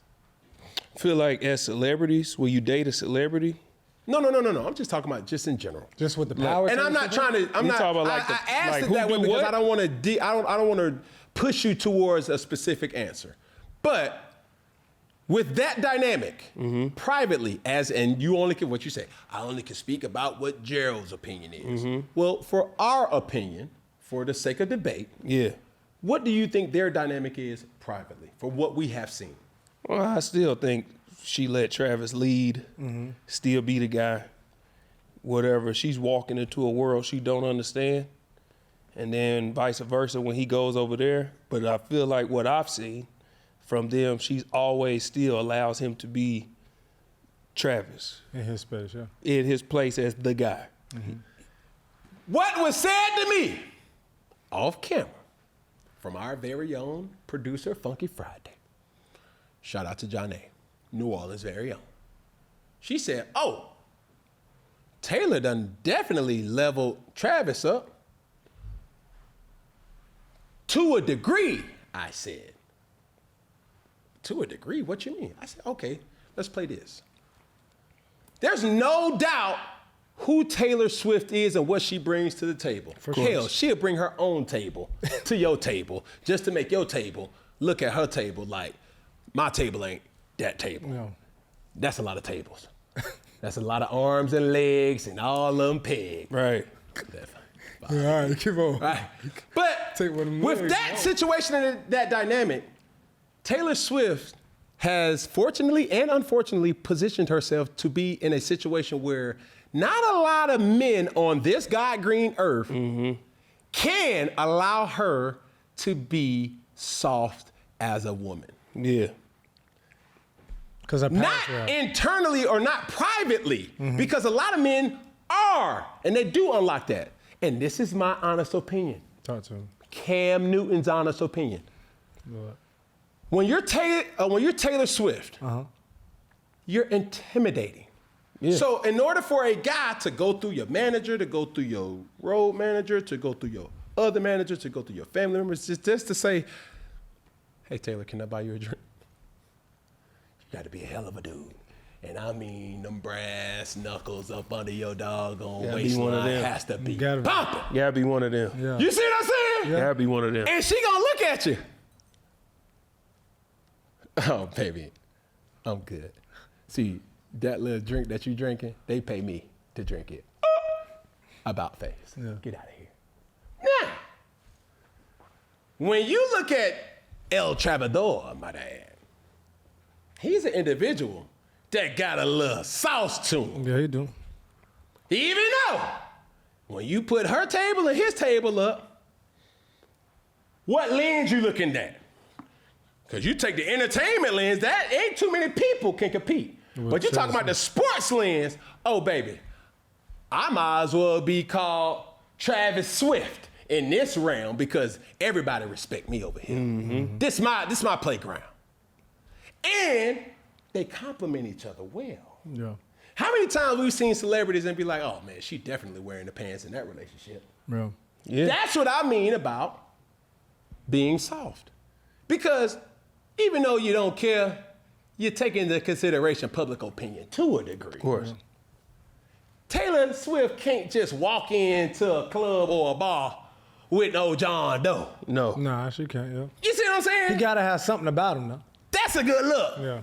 So when John A says, oh, she definitely bossed him up. No. To a degree. To a degree. Man, listen. Now, this could be very controversial. It is what it is. Travis Kelce dated a black woman for years. Mm-hmm. You know what type of confidence as a white man you gotta have to walk up and try and date a black woman? That groomed him for real. So walk up on Taylor Swift, I don't care what her fan base is. Mm-hmm. I have to deal with the woman. Yeah. I dealt with a black woman for years. My sister had that, yeah. And Travis, his swag was there then. Mm-hmm.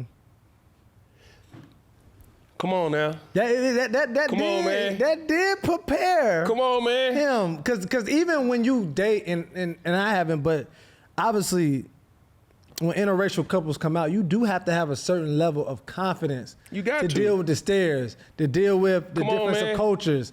You know what I'm saying? You got to be fluid and flexible in those situations. And you pointed out something that he was preparing for Taylor Swift by that time. Go ahead, Cam. Please don't have me edit this show too much. Good God almighty. Petty Cam, Stay. you stay right there. We got Because, confidence. yes, he did date a black woman. For years. Yeah. Not And just a I couple can months. drive down Not a- one route. Not a couple months. Not a couple months. Years. Yeah. I can And openly listen. dated listen, her too. Listen. I'm seeing two roads right here. God almighty. Petty Girl, you done Cam? started something. 4th and 1 Cam. I got to choose 4th and 1. Thank Cam you, right there. please. Because that rocky road over there, it's such a layup. But what I will tell you is this: it's 4th and 1 Cam. The swag was completely different with the two. I'm seeing a Travis Kelce now. I mean, he was walking in his dead bod. He was walking with open-toe sandals. He just living free. He got the little swoop. When he was with the sister, man, he had the low edges. Oh, yeah, he the had the beard was fade. flat. He had the peggy beard. Man, he was walking in there with crispy J's on, man. He's still doing that to a degree. But it's in him, not on him now.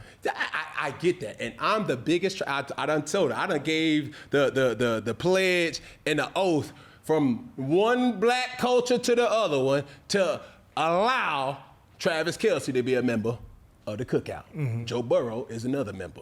I'm like, yo, they come to the cookout? Okay, cool. Taylor Swift, Travis? Mm-hmm. And I get it, though. Hey, let's reel that in. Now, hold on. No. We gonna change. Look, she done looked up under the hood and say, no, we gonna change this. We gonna move that carburetor over there. We gonna put a V. Nah, You think he changed up? he had to. He adapted. He adapted. He found the mic. He adapted. He slid the protection. He adapted. He adapted. Well, here's the thing. You have to have a certain level of confidence in yourself to be able to do either one and still be Travis.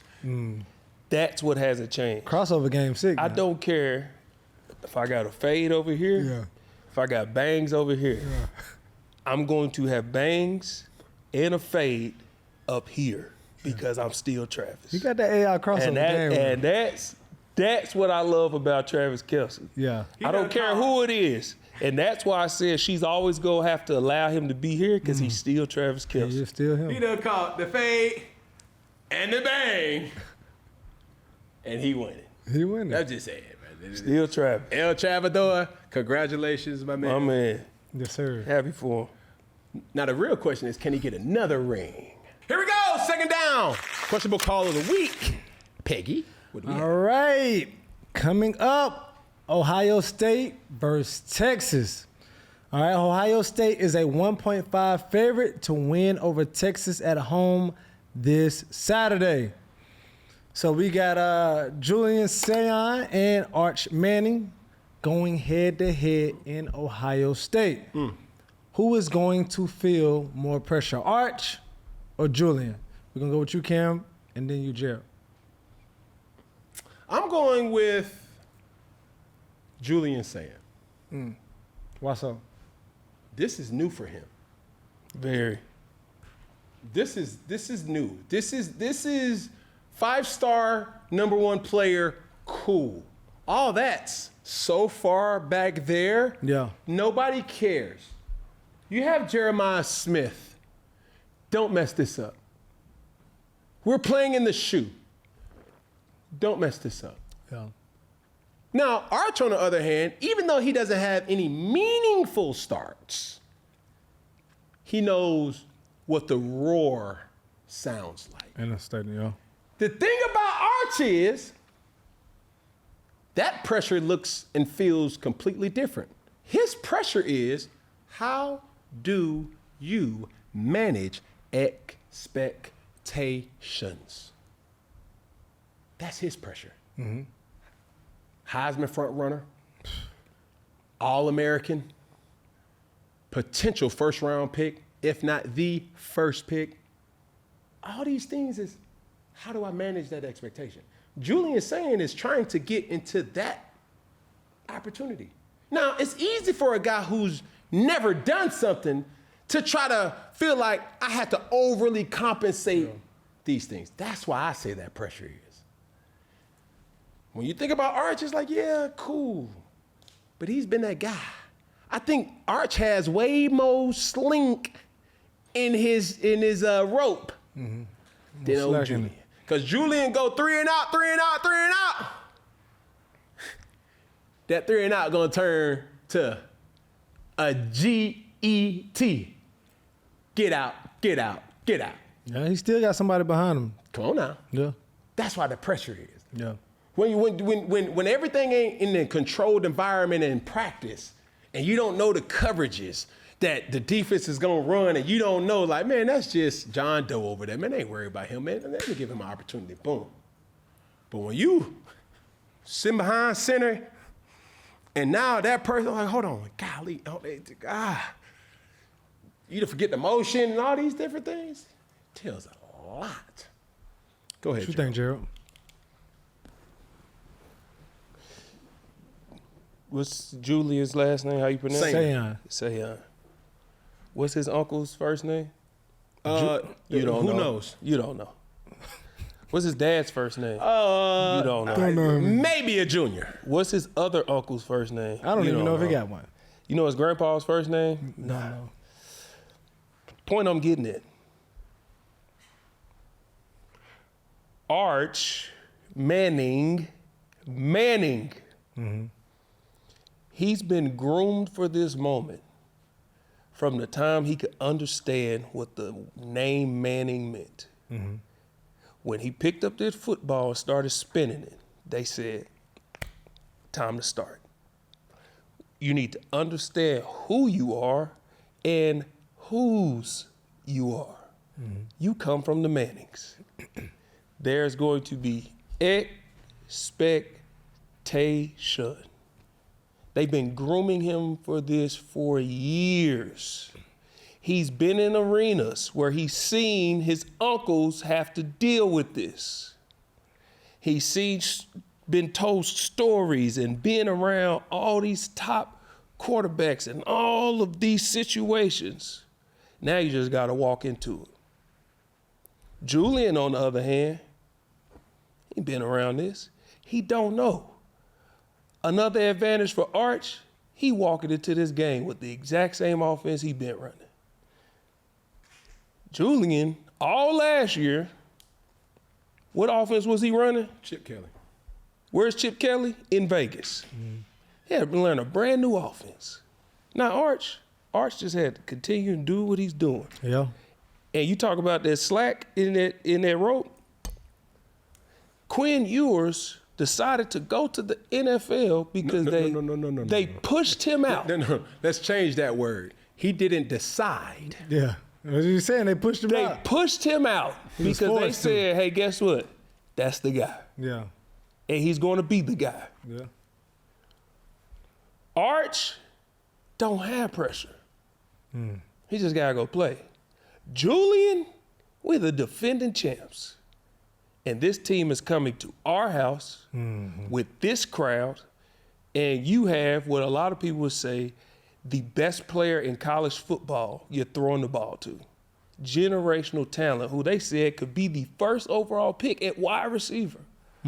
Like Cam said, don't mess this up. Don't mess it up. It's definitely Julian, by a mile. By a mile. Let's put things into perspective here. My last point is this. To the point that Julian Sayin has more pressure. 2 quarterbacks, Julian, Arch. I would say Arch has a plethora of games that he will have before he gets replaced. That's real. Julian has only a plethora of drives Yeah. until he gets tapped on his shoulder. Does that make sense to you? Yeah. Games where he can flop this game. He probably could flop the next game. Then somebody say, hey.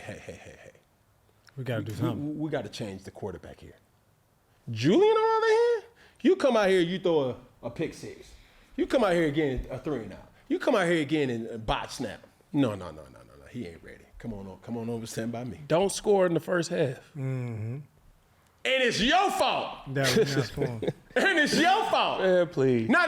Us not scoring, you throw it, boom, beautiful pass, and somebody done fumbled in the end zone. Okay, cool. That's different. But you done overthrew a wow. Oh. Hold the You know ball the too long. missing caveat to all that? What is it? Julian, newsflash, you play in the time of contracts. You are getting paid to do what you do now. That's true. You got to perform, sir. That's another caveat. Just on this, how much does a win or loss really affect each team moving forward? Because this is a big game. Yeah. So with a win or a loss for Texas or Ohio State, how does that set the tone for the rest of the season? I'll let you go, Gerald. For the rankings, it's early. Both high-ranked teams, they can work their way back, especially with the new playoff system. It's yet to be seen what will happen as far as team psyche. Arch, go in there, play well, but lose. Cool. We lost to Ohio State, defending champs. Arch, go in there, doesn't play well and lose. All right. Now, hold up now. Hold up. Julian go in there and play well and lose. It is what it is. We lost to Arch Manning and the Texas Longhorns. Yeah. He go in there and don't play well and lose. Hell's find a gonna come replacement. down. Yeah. So that's how I see it. Yeah. It just depends on, there's a lot that goes into that. How did they play? How did they lose? Because this is what I believe. If Texas has a chance to have this game over with by the middle of the third quarter, if Arch goes in there and plays the way they are building him up to be the next one, Texas is good enough with what they have coming back, familiarity, there's no substitution for experience, to go in there and put this game away by the middle of the third quarter. I believe that but it's all depending on Arch and how well, but if he is what they believe he is, this game could be over by the middle of the third quarter. I'll say this. This game ain't nothing but a typical glorified college football 2026 matchup. What's that? Man, everybody playing with Texas. Everybody playing with Ohio State. So much so I don't even play college football no more. I play Madden. Ocho. Needless to say, my point, this game really has no weight. Yeah. Because if you're Texas Longhorns, we lost to the defending champs. If you're Ohio State, we lost to Texas. They're 1-2. We're blessed as fans to have this matchup week 1. Now, granted, if this was a matchup in December, heaven forbid even November, it has different implications. Well, Gerald, Peggy, I'm gonna remind you of this. Talk to me. And it's about to be a mic drop. Last year, we had a team that was in a national championship that lost to Northern Illinois University. That ain't Texas Longhorns. That sure ain't Ohio State Buckeyes. Yeah. And if they could be in the national championship, win, lose, or draw for Ohio State or Texas, the future still is bright. Now, how everybody plays, that's a different story. Yep. That goes back to coaching. Yep. But this game really has no postseason implications because everybody has a valuable excuse. Not only that, the biggest one is, man, it's the first game of the year. Now, we play them week 12. Come on now. Here we go, third down. Fan question of the week. What we got, Peggy? All right, first up, we have Jordan Anderson. And he has a question for you, Gerald. He said, what's your greatest memory of Cam? And both of these questions can go vice versa. Here we go. You know, y'all became obviously go. rivals, Tampa, Carolina, and became teammates. But what's your favorite memory? Story time. Yeah. 2011. Tear my bicep tendon against the New Orleans Saints. Out for the season. Cam Newton, who had done what he'd done in Auburn, #1 overall pick, lighting the league on fire. But he has to come to Tampa. I'm not there. I'm hurt. Can't play. Cam Newton rushes for 3 touchdowns that day, one being the play before one of his touchdowns was a reverse pass back across the field. He catches it. He's jogging up the field, like really playing with our defense. And I'm standing on the sideline watching this. He goes, embarrasses us. Fast forward to the end of his rookie year, playing Tampa, in Carolina. Zone read, pull it, go downfield, makes somebody miss midfield, run all the way down, score, spin a circle here, I fly, Superman. I'm watching this. You know what I did that offseason? What'd you do? Not only did I recover, but the month leading up to opening day, you know what we played? Carolina Panthers. I watched Cam Newton highlights for a month straight, every single day, because he embarrassed my team. And I said, this can't happen on opening day. We ended up playing them 2012. We won both games, but that was my initiation to Cam Newton. My greatest memory of Cam Newton is the 2015 season. Kobe Bryant in 2006. Usain Bolt, 2008 Olympics. Jim Carrey, 1994. Michael Vick, Madden, 04. I'm just naming Moments in time. Moments in That season, time yeah. where sometimes you see things and understand there's nothing you can do to stop this. This is so dominant. It doesn't matter what happens, you can't stop it.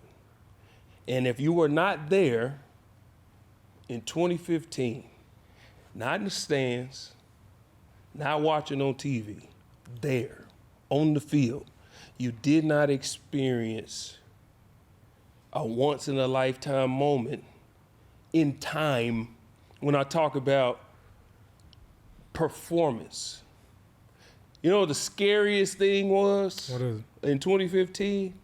A prayer. You're like, well, why is a prayer the scariest thing ever? You know, like 2015 is scary. Cam used to start his games like this. We had a running joke. Cam used to go like this. Ready! We used to look at each other and say, hey, we gonna lose, ain't we? Oh my God. Hey, listen, whenever we seen this, whenever we seen this, we said, Hey, that's and he said, But that's observation, brother. that's crazy. This That's right how here, we would start. and this, And it would be slow. I'm then like, he would do some little stupid signal like this or something. I'm like, hey, man, we used to be like, bro, when you see this, whether we was watching on TV or whatever, we played them twice a year. He start that right there, it's over with. You know- You just knew you're going to compete at the highest level. yeah. Kobe Bryant in 2006, it didn't matter. That's why he's getting 63 3/4. That's why he's getting 81. That's why he's scoring 50. All he get. Sometimes things come about. It wasn't about the stats. Wasn't about the numbers. It was his will to win. The fact that sometimes you're just in that mode where you can't be stopped. You can't explain it. Yeah. The 2015 season, I experienced it. He single-handedly had the whole. You see how Justin Jefferson had the world doing the gritty? Yeah. He single-handedly had the whole world dabbing. Yeah. To this day, nobody does this movement here Without thinking. without thinking of him. Yeah. And it wasn't just, oh, well, he's scoring this and he's doing this and he's doing. It was a moment in time. And for me, this year, Can I? that right there, That's The observation. fact that you I've never told this story. But before the prayer, it was a prayer. Anybody who, man, my son asked me, he's like, why do you blow kisses? Right? Because if you catch me, if you like observe me, like I blow a kiss. I blow a kiss too in the helmet, but you can never see it because the close proximity to the helmet. Like I blow a kiss and I say a prayer. That started in high school. In high school for me, I had a regular ankle sprain, which it was on paper an ankle sprain, but when I would make certain movements, my joint would jump out and I would feel it, but it would go back in. Right. I didn't get that fixed until I got into the league, right? So Auburn, JUCO, Florida, I was on that type of ankle. When in high school, my mother, she's an earthly angel, right? I would always say I got two angels on this God green earth, and I just lost one this year. Hattie Lou, which is my grandmother, and my mother. All they know is church. All they know is I'm talking about praying grandmother. I had a praying grandmother and a praying mother. I had that ankle sprain in high school. In week 1, I played week 2. To give an affirmation to my mother as a sign and as a signal, I would blow her a kiss and I would say a prayer. That took off to nobody really asked me why I did it. So still, you look at it as Super Bowl, you see this, but I'm kissing and I'm saying a prayer because of my mother. My mother identifies all her sons as the numerical order in which we came. Hence to why I wore number 2. I was the second son. My brother was an offensive lineman. He couldn't wear number 1. Yeah. My younger brother, who went to Howard, wore number 3 because he's the third son. So for us, and if you knew, when I went to Carolina, I wanted number 2. So it was deeper than paying $1 million. Yeah. It was like, yo, like this means something to me. The rest is history as far as what the number went. But for me, that was a way to show my mom and my family, that I'm okay. That was our little thing. Yeah. But when you know what it meant to us? It meant heaven to his family. It meant hell to all his opponents. I'm telling you, it was man, one of them things. Listen, that ain't something you want to deal with. That ain't. Take a person, and this is not on this show. You can go back to 2012, 13, all through my career. I've said this. The greatest escape artist of my time, probably ever, is Cam Newton. Let me tell you why. He's as big as a lineman. He's faster than your linebackers. He's just as elusive as your running backs. And he's always got the ball in his hand. What do you do with that? So a smaller guy, and he'd juke you if necessary. He didn't mind getting up and through there. So how do you deal with that? If you're a smaller guy, he's gonna run through you. If you're a linebacker, he can outrun you. If you are a D lineman, he can make you miss. What do you do with that? Russell Wilson, very elusive. You put your hands on him, he going down. Lamar Jackson, love his speed, love how elusive he is. He's still not a big guy. Does not matter. Patrick Mahomes is a bigger guy. He's not as elusive. Big Ben, just big. He's the greatest escape artist of our time, and I believe ever, because of his God-given gifts and his ability. But when you take a person like that who's in their bag, there's nothing you can do about it, man. So talk about your bag. Obviously, the bag that Gerald possessed, being on the opposite side of the ball.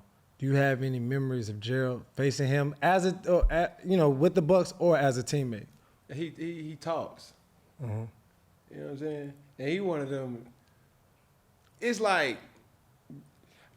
there's not a lot of people that playing against that is like, yo, he a good dude. Like certain people, you be like, oh, he an asshole. Yeah. Gerald McCoy is one of those guys. Like he's extremely good, but he's a good dude. Yeah. I will add this to my greatest memory of Gerald McCoy. In all of the Panthers' inception, bloodline, history, almanac, resume, whatever, we've never had a free agent signing that was like, yo, we got him? Ever. Yeah. You see what I'm saying? When we signed Gerald McCoy, I was like, yo, are we trying to win? Yeah, facts. And everybody knows in Carolina, because my brother would always say, he's like, bro, why all these talented players is going to other teams? We ain't even in the running. Cool Running. Yeah. Remember that movie? Yeah. We ain't even in the running. I remember I was so excited when we signed Gerald McCoy. It's because I knew what he could bring to our team. I wasn't used to that being our reality in Carolina. With Dave Gettleman, Marty Herney, we had a more conservative, hey, we're going to take care of our guys. Yep. Yeah. We're going to build with our guys. If we can get another guy from another team that may not have the cachet, but he has success on our platform, then cool. That's what, like we've had our battles, you know what I'm saying? Seeing 93 right here, and then him getting into his position. Like those things, it's like, okay. Because as a defensive lineman, no matter if you're an edge rusher, 3-tech, shade, nose guard, when you get that first sack, as a quarterback, you start to say, okay, he can't get another one. Yeah. Even as a quarterback, disruption. When you hear that, it's like, God dang. We will have plays in place where we got to chip him. We got to double team him. Him, as in Gerald McCoy, double team. Double team for sure. But it was hard. And not everybody would know this though. Every D lineman isn't an every down lineman. That's true. Depends on the package. For sure. No. No, I wasn't coming out the game. No, and that's what I'm saying. That's For some D linemen, it depends on the package. Yeah, But him, he was in there for every time. Yeah. Gerald is a first down, Okay, stop the run. Yeah. Second down, potentially still stop the run. Play action, whatever. Third down, hey, they're passing. He's still in. Yeah. There's not a lot of guys that have that variety badge Or the stamina. unlocked, for sure. But from one player to another one, bro, respect. Here we go, fourth down. Newton's Law. I mean, it was supposed to be a surprise, but the fact that he was actually on time, we're not used to that. Yeah. You know what I'm saying? We had a list of questions. I'll let my dog Peggy, kind of run it out, and we'll just have banter like we've already had, with the show. What you got, Peg?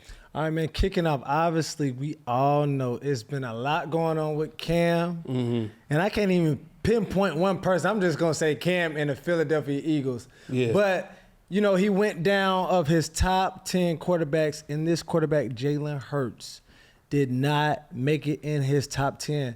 But instead of people poking at Cam's statement, they poked at him.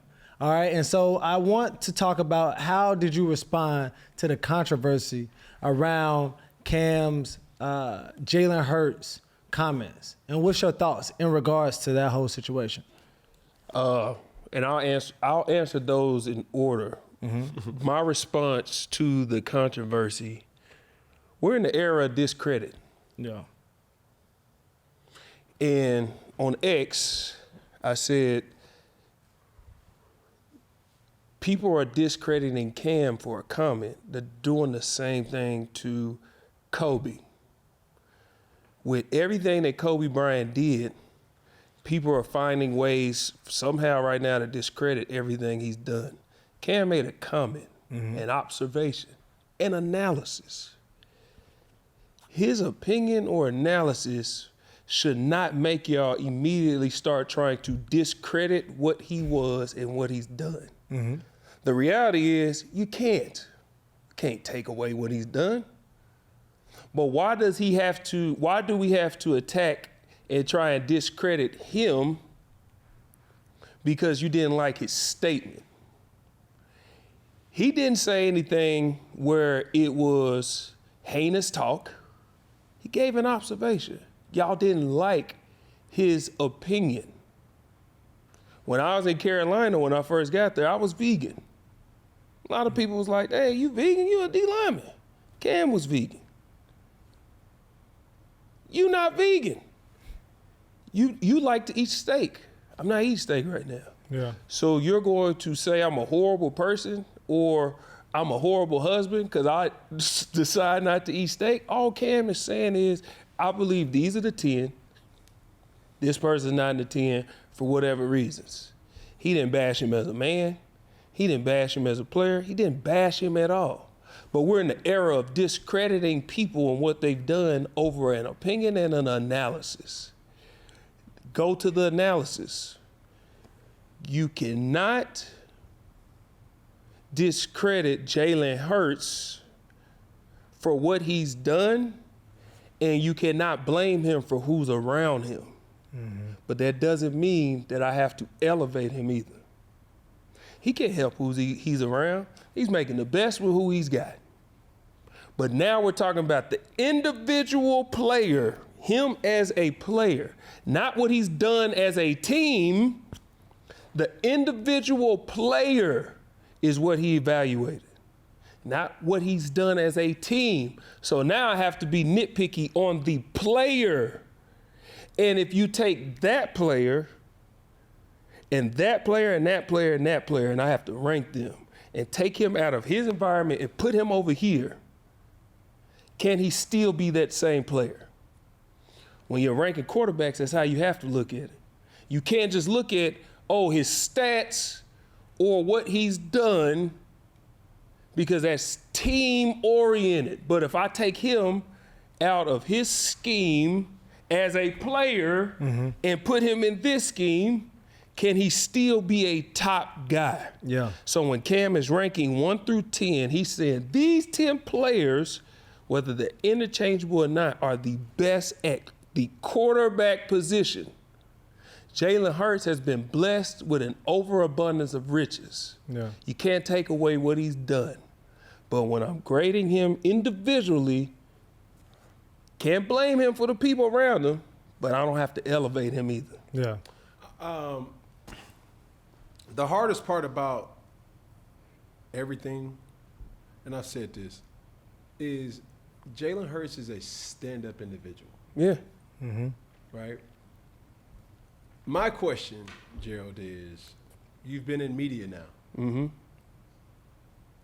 And I haven't really heard any backlash from your peers. No. But when it comes, that's probably the worst thing from where I sit, from my takes, from how I look at certain things. It's because you are an expert as a football player, no matter if you're talking offense, defense, special teams, wide receiver, running back. What do you know about a DB? You played. Yep.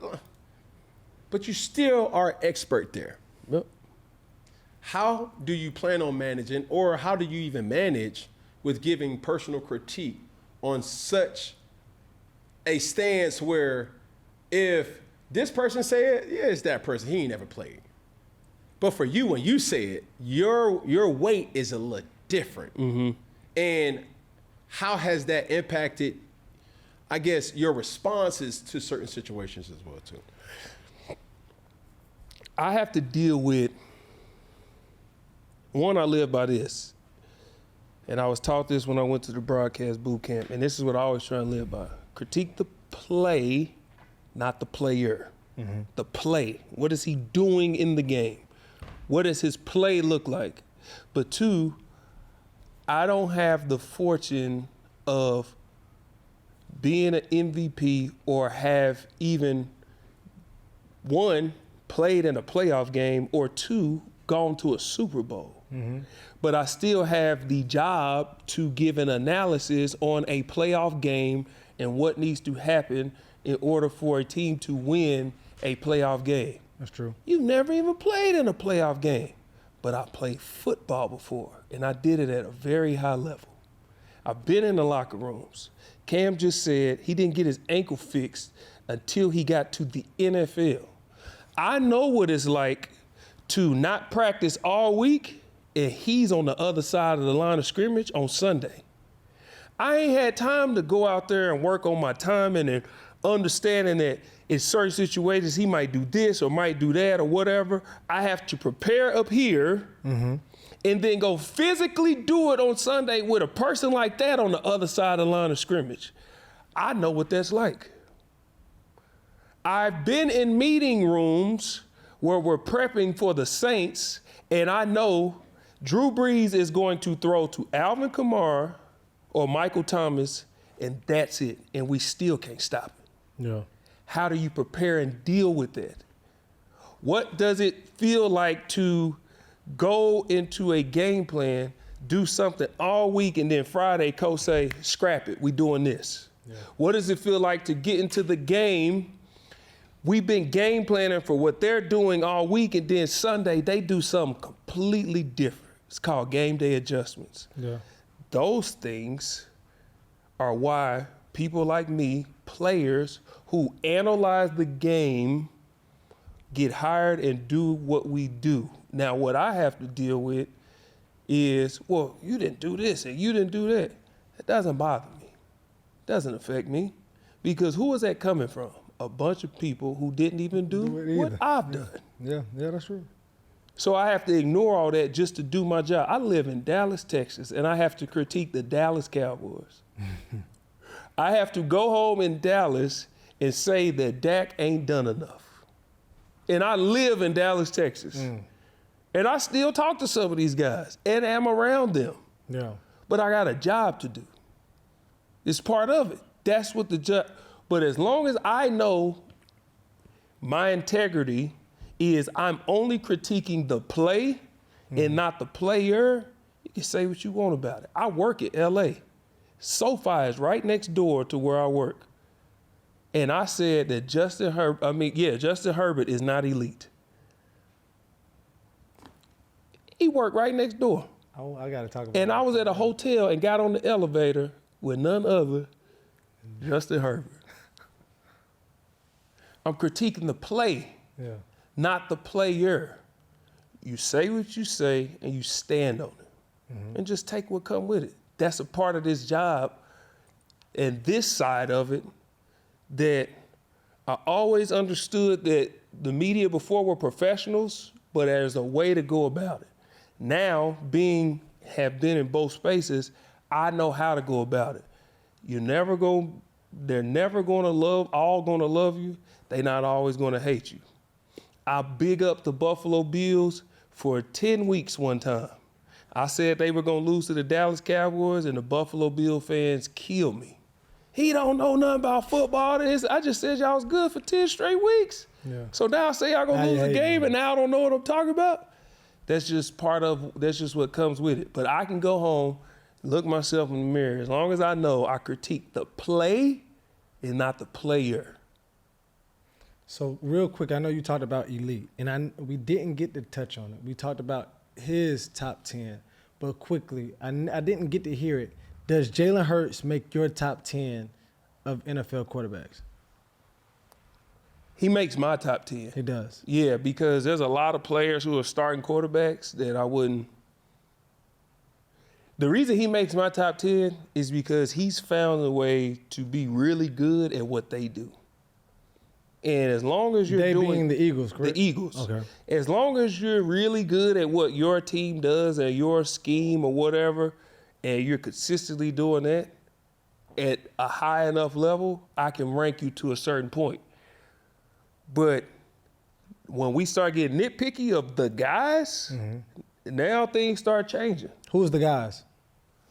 Lamar Jackson, Josh Allen, Joe Burrow, and who am I missing? Patrick Mahomes. So real quick, bookmark. Aaron Rodgers was in there, but he's not in there. So you got these guys. You said earlier too, Josh Allen was given the MVP. And speaking on, like the big debate right now is the Josh Allen versus Lamar Jackson. Those are the two people up that it's like Super Bowl or bust. Yeah. For both of you all, I want you to speak on what you said about they gave him the MVP because I'm curious to figure out that part. But then the second part that I want both of you all to answer is who has the most pressure on them to win a Super Bowl this season and why?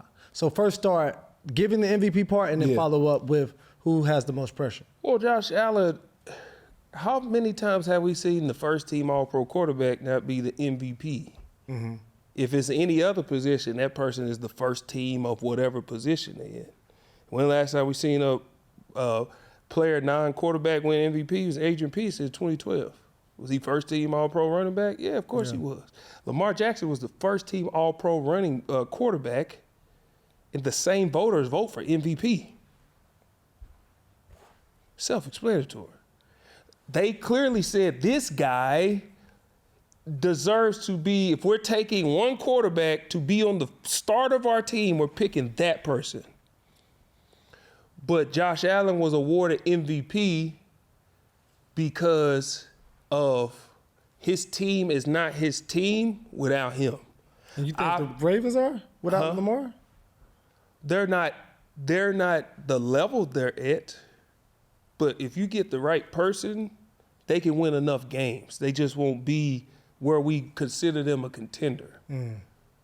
So that's not discrediting Lamar, but go look at Lamar's roster and go look at Josh Allen's roster. And that's what I'm talking about. Okay. So when I say given, he earned it, but you can't have first team All-Pro quarterback, second team All-Pro, but he's the MVP. That don't correlate. Yeah. It's just Mark Gasol, second team All Defense, Defensive Player of the Year. That don't match up. That don't match up. Yeah. Who has more pressure to win is Lamar Jackson. Josh Allen's pressure is he just got beat Patrick Mahomes and he crossed the threshold. We did it, yes. Lamar Jackson, on the other hand, said himself earlier this year, this is the best team I've been a part of. The best team. And we've seen the teams he's had. Yeah. They got Jair Alexander. Yeah. They got Malachi Starks, who just played right up the street. I think he's the best defensive player that was in his draft. They got Mike Green, who could arguably be the best pass rusher in this past draft. You got D-Hop. You still got the same core. Offensive line is back, the same group. He could have had 3 MVPs, but he got 2. There's nothing else for him to do except win it. Yeah. He has to, no less, get to the Super Bowl. Yes, for sure. That there is no more excuses for Lamar Jackson. I love Jack to death, but there are no more excuses. We cannot make any more excuses because now you, out of your own, this is why people got to be careful what they say. You, out of your own mouth, have said this is the best team I've ever been a part of. Okay, Jack, you said it. Now what? Josh Allen, on the other hand, if they get past the Chiefs, everybody will be like, oh, we did it. That's real. It's no denying it's Lamar Jackson. And I think he wants to be it. We are a botched catch away from the platform being set to win. You see what I'm saying? Yeah. You know how dope that would have been to have that on your resume? Man, we went into Buffalo, came back. I didn't play my best game, but I played the game that I needed to play to win. That's real. 2-point conversion, all pro, or a pro bowler, and Mark Andrews doesn't catch the ball. What makes this season no different than any other season is when you have a multiple-time MVP, he's the only person that does not have the hardware of a Super Bowl. Ever. Ever. So, legacy, he's already stamped. But the team and the management around that team, even Coach Harbaugh, you go out and you get D-Hop. We already had Bateman. We already had Zay. We go out there and get King Henry. We already had a good enough running back. We had Lamar Jackson. Now you got a likely that has done really Mark Andrews likely. Because I'm like, I don't know if Likely dropped that ball right there because he came out of nowhere. Yeah, he did. Yeah. And he's become a star. You have 3 valid receivers, 2 valid tight ends, an enormous amount of talent in that backfield in one person.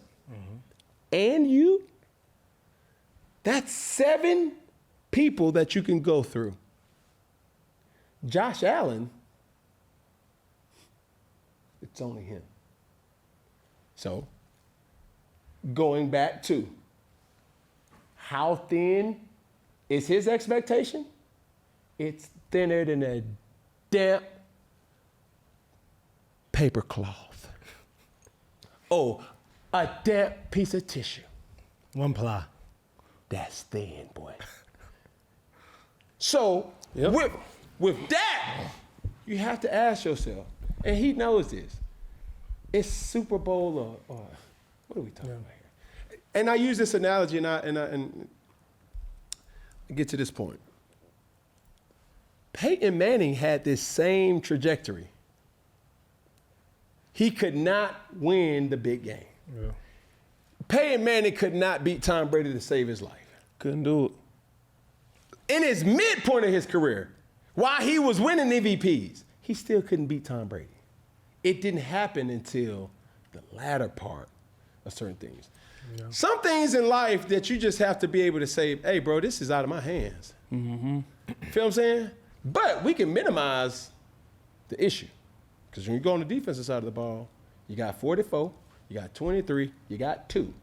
We can stop the pass. You got stars, 24. You got Jair, you got Marlon Humphrey. Roquan Smith. Roquan Smith, yeah. You see what I'm got saying? some dogs on that side. You got Kyle Van Noy, the 2-time champ. He know how to win. And he had his best season of all last year. For sure. You got the rookie, Mike Green, who led the nation in sacks last year. He only fell in the draft because he had some off the field stuff. You got guys. You got Madubuike, who was a Pro Bowl, All-Pro defensive tackle. Like, you got. It's set. It's set. And not to even look no further than Madden. They the best team in the game. But when you talk about, real quick, the best teams in the game, and we haven't even played one down in the regular season. Who do you all have your matchup in the Super Bowl? Before we even seen anybody play, just like you said, they stack. Just off of your own thoughts. I know it's far-fetched, and it might change. It probably will change once the season develops. If you had a matchup in this year's Super Bowl, who you have? Just off of perception and predictions. In order to be the champs, you got to beat the champs. And the team, as biased as this is going to sound, I believe is the biggest matchup problem to the Eagles is the Bucs. What? The Tampa Bay Buccaneers. What? With Baker. My boy Baker. With Bake. Ty Bowles is a matchup problem for Jalen Hurts. It's 1-4 versus Ty Bowles, the Bucs. Okay. So you got Bucs? I got Bucs in the AFC. And I'm going with Baltimore in the AFC. Hell no. Okay. Hell no. Bucks, Hell no. Bucks and But Ravens. listen, I like that he switch out. That's the Tampa Bay ambassador in here. No, listen. I know it's extremely biased. It's extremely biased, Right. but it's The Bucs. If we go, it's a matchup problem. I understand. If you ask me that same question for matchups, the team that gives the Philadelphia Eagles the biggest matchup because it's their conference to win. The Dallas Cowboys, we don't know the consistency of Dak Prescott. That's a big old question mark. We really don't think that the Commanders has what it takes to consistently beat Philadelphia. Because if they play it the right way, Philadelphia and Commanders can play each other 3 times. They're divisional and in the playoffs, depending on how it goes, right? Do they have what it takes to win those 3 or the one that it counts the most? I'm looking at Detroit as a team. Both their coordinators. Yeah, but coordinator or not, you know, when you already have the identity, Yeah. we ain't going to. All right, for example, were you a 3-4 defense or were you a 4-3 defense? 4-3. Did you have the same coordinator all years of your Tampa career? No. We ain't going to no 3-4. All right. You understand what I'm saying? My point is, we already got the body of the cart already in place. This is a sedan. We ain't about to turn this into a coupe. I don't care if you coach coupes all your dog. Even if you a Harley Davidson creator. Bruh, we do what we do. In doggone Detroit, that's what they gonna do. They have a stable of running backs that can hurt you. You got Montgomery, Jahmyr Gibbs. Barring any type of injury, you got Amon-Ra, and then you got J-Bo. You got a tight end that can create matchup. And How healthy is Aiden Hutchinson? he wasn't healthy last year. And they couldn't get over the hump. They got the brakes beat off of them at home. But do you think Baker is they going to couldn't protect the stop ball nobody. enough to really get y'all through the playoffs? Is That's Baker what we what? don't know. Will he protect the ball enough to really get them through the playoffs? Yeah, like when they lost to Detroit in round 2, his first year with the Bucs, it wasn't a turnover. The defense couldn't stop nobody. It was a turnover who did it. Aaron handoff can happen to anybody. He didn't throw a pick. He had a bad handoff. It just so happened to have, if you take that same handoff and he fumbles in the first quarter versus the fourth, it's a different game. It was an untimely fumble. We got to get to your picks, too. Because he said Bucks, Ravens. I know you got to plead your case. It's hard to beat the Philly. So you got Philly. The Philly in the Ravens. That's my situation. But what I'll say this, too, is even kind of backtracking a little bit more with your top 10, right? My top 10, this has to be said on record, was geared to what you did last year. Right.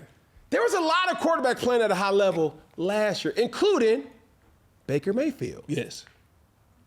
So if we're going off of last year alone, Baker Mayfield played out his wazoo. Justin Herbert may not be elite, but he protected the ball. Absolutely. Hey, you may say, Cam, how in the world you gonna say that you gonna keep Jalen Hurts out of the top 10, but you sit up here and say Jared Goff ain't in the Jared Goff top 3 pass yards, pass efficiency, and things like that. Like we're talking about last year.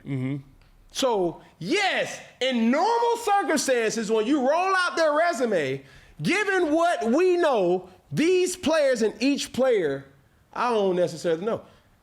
You gonna say Jaden Daniels? We know C.J. Stroud was barring injuries. All these players is the ones that I'm like, yo, top 10 is. That's not to say you're not 11, 12, but I'm going off of things from that year. We know who the 4 is, and then the last one was Matthew Stafford. Given what Matthew Stafford went through, it's like, yo, bro. That was elite. Matthew Stafford is a top 10 quarterback. You see what I'm saying? Absolutely. Now, do you put... I ain't heard you say a name yet that I wouldn't have in my top 10. You see what I'm saying? So I'm just like... It's tough. I'm thinking back like, dang, do I got Jalen in my... It's tough. Okay, I had, obviously, the Fantastic Four. Yeah. I had Matthew Stafford at 5. Yes. I had C.J. Stroud. Okay. I had Jaden Daniels. Okay. I had Jared Goff. I had Justin Herbert. Was And Baker Mayfield. Bro, You put Hurts over Baker? If I switched any of those, I would take CJ out and put Jalen off the year he had last year. But hear this. Just off if we base off last year, that's what, But hear this, though. CJ's offensive line was... His weapons. And his weapons he were had hurt. Nico Collins that was battering injury, still played. You take away Tank Dell. Yeah. And You take Stephon away went out. Stephon Diggs. We still get to the playoffs. But you see, but listen, see what I'm saying? You see what I'm saying? He had to grade it that way. Yes. It's the only way to grade quarterbacks. If you take Jalen and put him in that situation and take Could he CJ do and the put same? He him has over never here, been in that situation for us to kind of gauge, and that's what I told him. That's I what was I'm like, saying. bro, So I get don't think we And have that's dating ever- back to college. Other than Oklahoma, but still, but he had some dollars there. He got CD. Hey, come on. He had some dollars. Slow He's never down. been in that situation. He's never been in that situation. And I told him that. It's like, yo, people, I know we get sensitive, and I know we like to have Super Bowl privilege. But the reality of these things is, hey, if we play quarterback shuffle and quarterback circumstance, that's what I'm looking at. Something way different than as a normal fan would look at it like, oh, man, no, it's easy. Baker Mayfield over Jalen Hurts? Baker Mayfield had 4,500 plus yards passing. Now, granted, he had a stack with Mr. 1,000 himself. But he had a lot of touchdowns, too. You see what I'm saying? He did his job. But I'm saying what C.J. Stroud, which was your pick, I will combat that and say, okay, you take away A.J. Brown. You take away Devontae Smith. You take away the tight end. Them your top 3 players, receivers. And even Saquon. Saquon's battling injury. Right. Oh, we seen it in Tampa, week 4. He didn't have those guys, and we ran through You see what I'm saying? Yeah. It's those things that you have to take into consideration. Right. And still, we find our way in the playoffs. It's hard to do. That's something that you got, okay, I see what you did. And we got to take that into consideration. It's almost like we on a judges panel and say, okay, you drove here, had a long night, battling jet lag, strep throat, okay, cool. You ain't got OT, no hot water, you ain't got the opportunity to have steam and fa la la la la, that's cool. All right, boom, next. We're gonna make our judgment accordingly. So that's when I'm coming up with my list. I'm looking a little deeper than just statistics. Yeah, it's more than surface level. It's circumstance too. What you Final tidbit. Yeah. I had opportunity to go to different training camps. Kansas City was one of those. They are pissed off. They practice their way. Patrick Mahomes, the best shape I've seen him in, and people are writing them off. I love Baltimore a little more, but it's still Kansas City. So I seen it firsthand. You know what championship football looked like when you've been around it? Yeah. I didn't play with it, but I've seen it. I've seen people practice that way. I played against them. You know what it look. It's a different type of. They are. When T won MVP. Remember what happened in training camp? Yeah, discovery. Remember what happened in training camp? It's exactly what was taking place there. I seen something I usually don't see. Kansas City. O-line got into it with D-line. It's usually scuffle O-line, scuffle D-line. I seen scuffle O-line, scuffle D-line.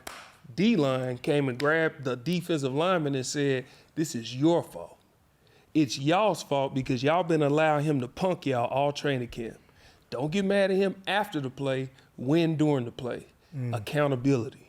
The video came out of Chris Jones yelling at George Karlaftis, another defensive lineman, about what we do here. I'm Chris Jones, and I didn't come out that drive. You on the side asking for water. There's a standard. And when I was there and what I see from that video, that's how they're practicing. Although I'm picking Baltimore, just trust me. What they doing in Kansas City, just, yeah, it's there. Well, that's what we expect. Yep.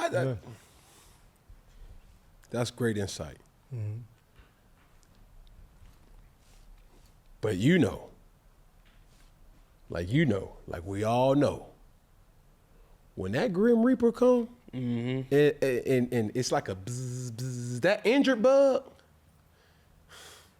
when they jump on you, it's on you. Yeah. knock on wood, you're only as good as the talent you got access to. Yeah. So Kansas City, Baltimore, Philadelphia, Washington, Dallas, whatever. The team who peaks at the right level typically wins, and also the team who's most healthy. Yeah. That's it, Peggy! And that's it, bro. We could do this all day, man. Gerald, man, we appreciate you for coming, brother. We Appreciate gotta you, get you dog. back. I appreciate you. This is the perfect I way to enjoyed kick off the this, bro. season. Yeah. I enjoyed this. This is high level football talk, man. That you know what's interesting in this space. You get to flex now. You get to say certain things and say like, hold on, now what's your response? Oh, you didn't know that there was different versions to defensive linemen. You just thought a nose tackle was a 3-tech and a 3-tech was a 4-eye. Yeah, and the 4-eye yeah. was a shade and a shade.